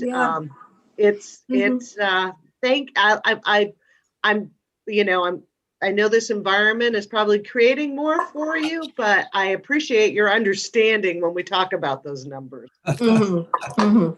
So Liz, if we can go to the next slide, and Terry, if you would join us and introduce yourself again and walk the committee through your division. Of course. Thank you, Commissioner. And good morning, Mr. Chair and members of the committee. Actually, if you don't mind just going back to the first slide, just back one slide. Yeah, that's kind of the overview of all of facilities, the Finance and Logistics Division. So we have 4 units. We have a finance unit, which is really accounts payable and accounts receivable. They're 2 separate teams within the finance unit. They do 2 very different functions, as you can imagine. We have the facilities management and logistics unit, and we have the audit unit. So these 4 units, my team is really the guts behind the bringing the money in, making the payments, making sure the contracts are in place. So all of the initiatives that were talked about earlier, finance and logistics plays a role in every single one of those in some form. The AR team, obviously, they touch those checks. They do the money. And through the coronavirus pandemic, they too have been in the office every single day. They don't have the ability to telework. They process thousands and thousands of checks each week. And then there's the cash as well.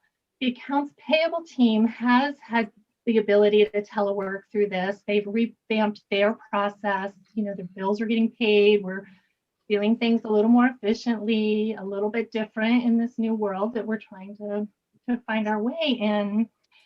And the facilities management and logistics, they have their own slide. I'm going to get into that a little bit more, as well as the audit unit.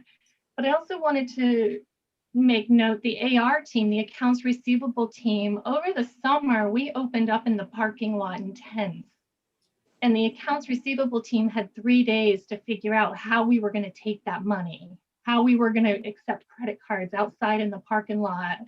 And they did a fabulous job. They came to, they got the ideas. We worked with the treasurer's office. They rose to the occasion and really made that happen. So even though we're last but not least, and we're kind of behind the scenes, this team really does make things happen. And I know finance isn't really glamorous, but that's who we are. So I wanted to give kudos to them. On another note, in addition to the millions of dollars we take in, we do a lot of refunds. So our accounts receivable team is responsible for producing a lot of refunds as well. And in fiscal year 2020, we did just under 20,000 refunds back to customers for various reasons. And that totaled about 2 million. So It's another big aspect of the division, and something that's very manual at this point, and we're hoping to make it a little bit easier with a new core system at some point. If we could go to the next slide, please. Could I have ask a question, Mr. Yes, go ahead, Jane. Mazza? A lot of the registrations and license renewals go through a payment processor. I think it's in Brattleboro.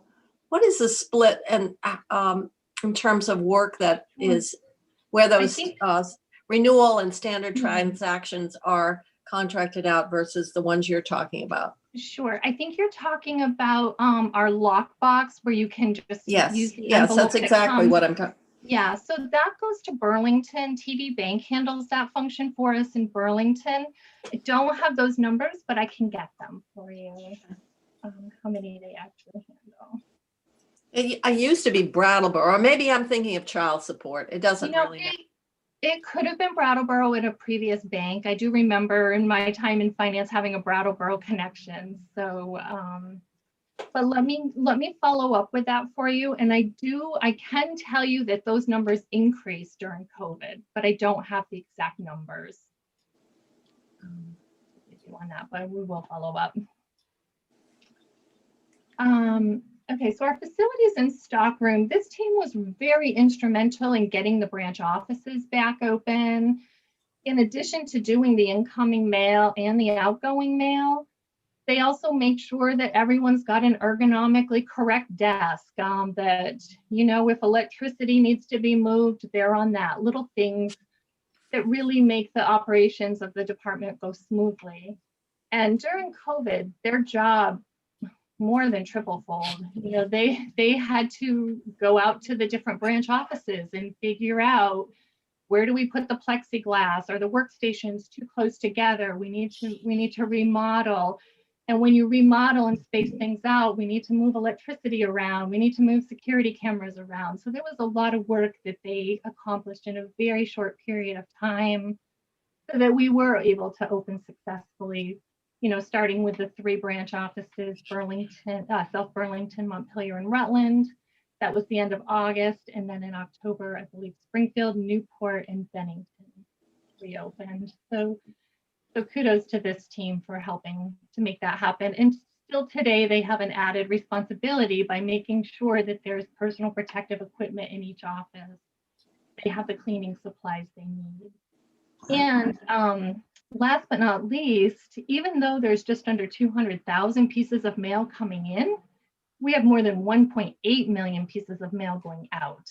So that's a pretty substantial number. So as the commissioner noted, it may not make sense sometimes from the front side on why we need all of this staff behind the scenes, but you can see they really, really do make things happen. Next slide, please. And this is our audit division, which Director Smith touched on a little bit. We have an audit team of 3. So we have an audit supervisor, we have a home auditor from Southern Vermont that works that side of the state, that half of the state, and we have a Northern Vermont auditor.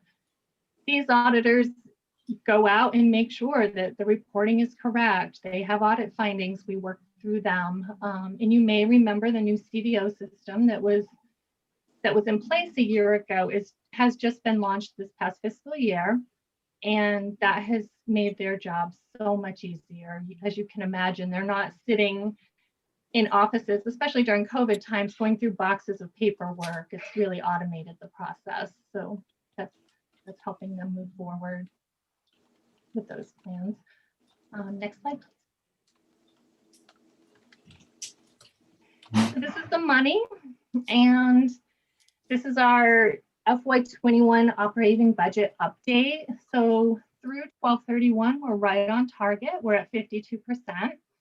So that's halfway through the year and right about where we would want to see things.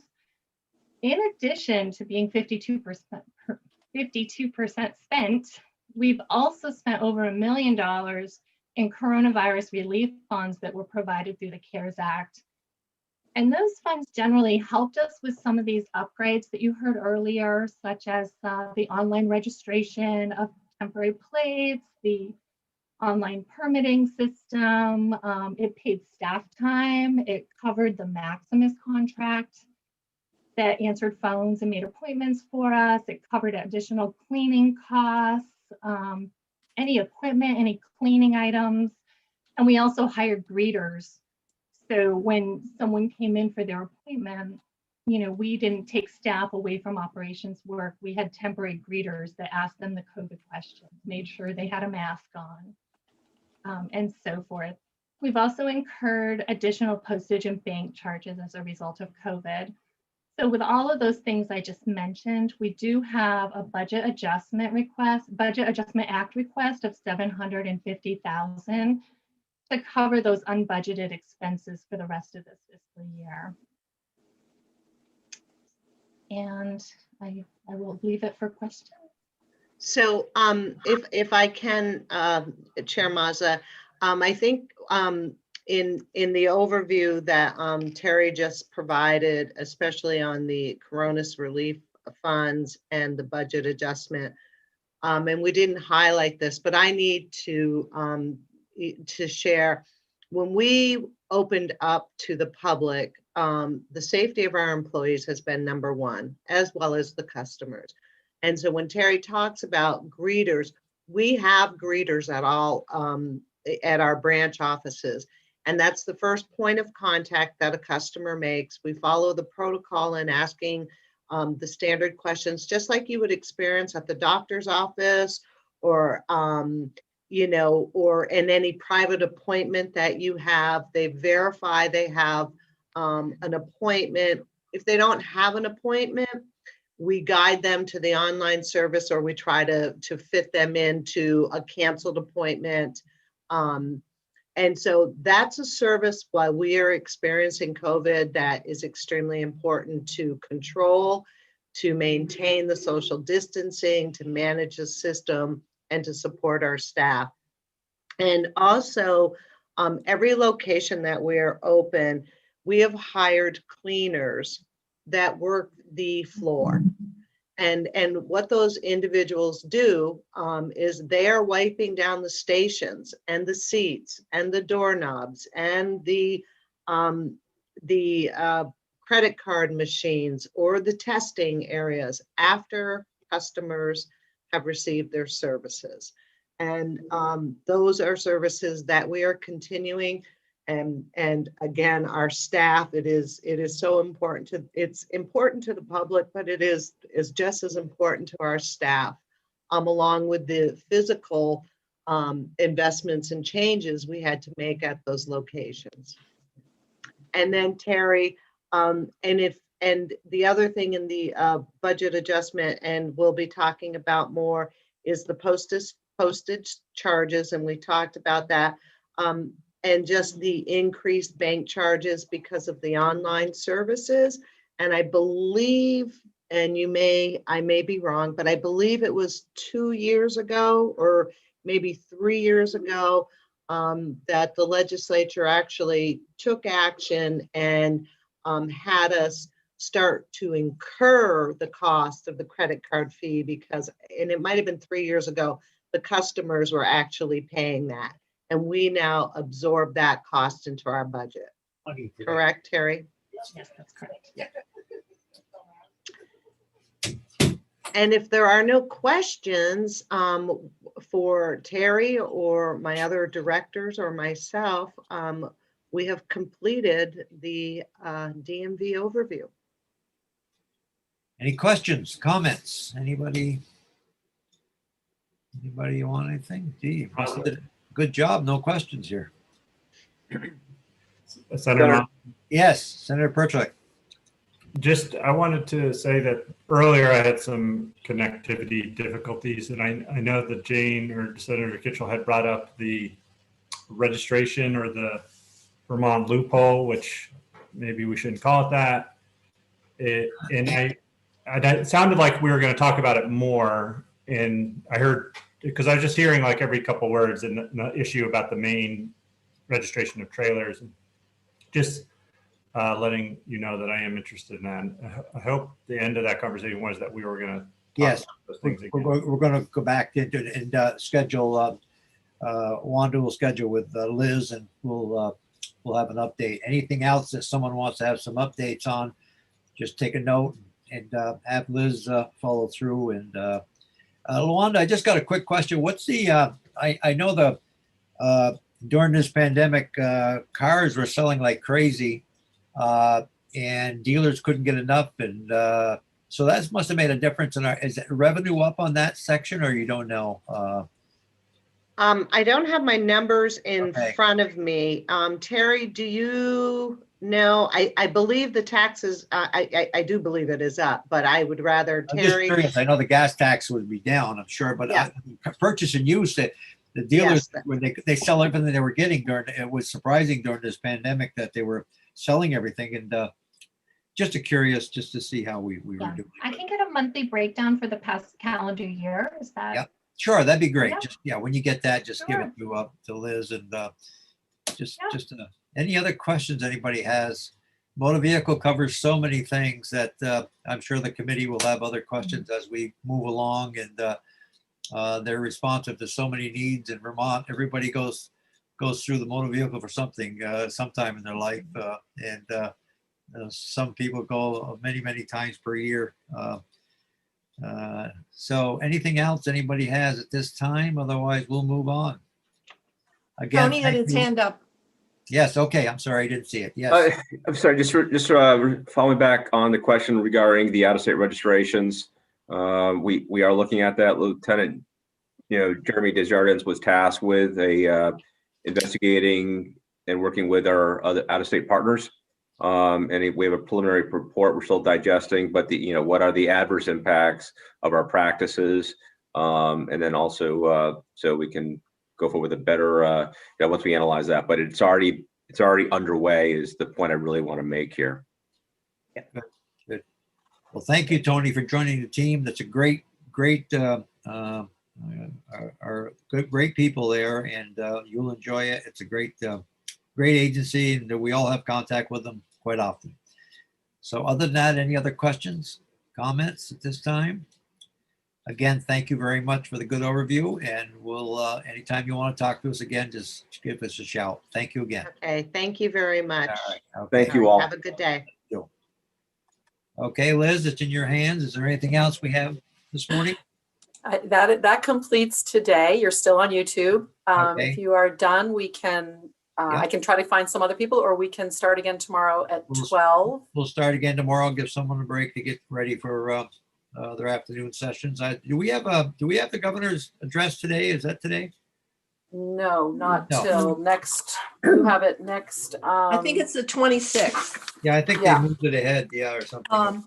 It got moved to the latest it can be. Budget address is the 26th. 26. Okay, good. Okay. It's at 1 o'clock on the 26th.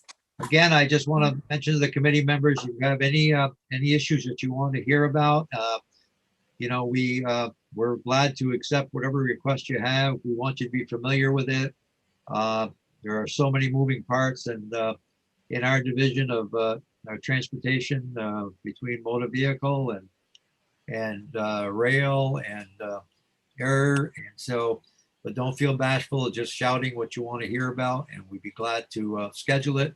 It's a Senator learning curve Mazza? for all of us. Yes. To help along that lines, Liz has been taking suggestions Sure. as people think of them. And, Yep.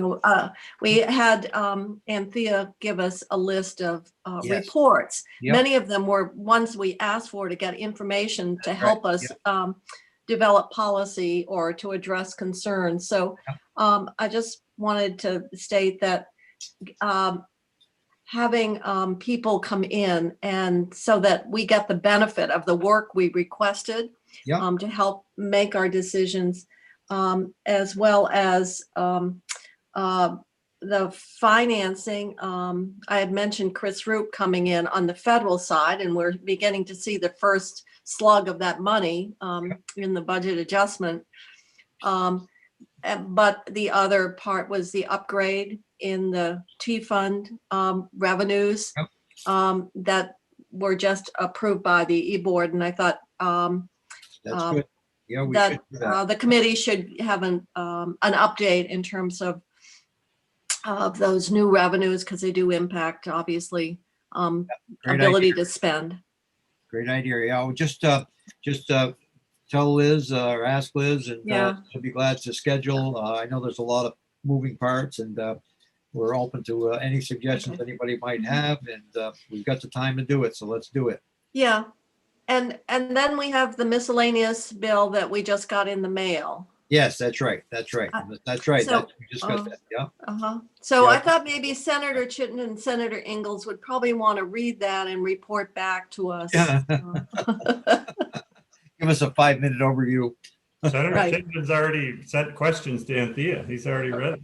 I will forward that to the whole committee. But so I already took it upon myself to dive into the 37 DMV page, but it were a bunch of silly questions that I didn't want to use all the committee's time on. But I'll There's not a forward silly that. question ever around. Every question is a good question, and if you find something, like I said, you don't have to worry about being a silly question or something you shouldn't ask, because there's so many Yes. pieces.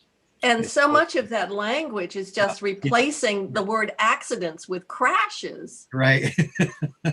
Like, is that a distinction without a difference? I don't know. I'd never heard the word abaft before, so I was Googling some things. Uh-huh. All right. Well, thank you very much, and we'll catch Oh. you all. Well, Yes. thank you. You're giving me more time. Are we offline now? Yes. Because we're really No, adjourned. no, you're not offline. Okay. Well, okay. I we- can take you off the YouTube, all right, but thank you. then you're not public. That's fine. Yeah, we're all We're done. We're all done on public. Yeah. Okay, so hold tight. Let me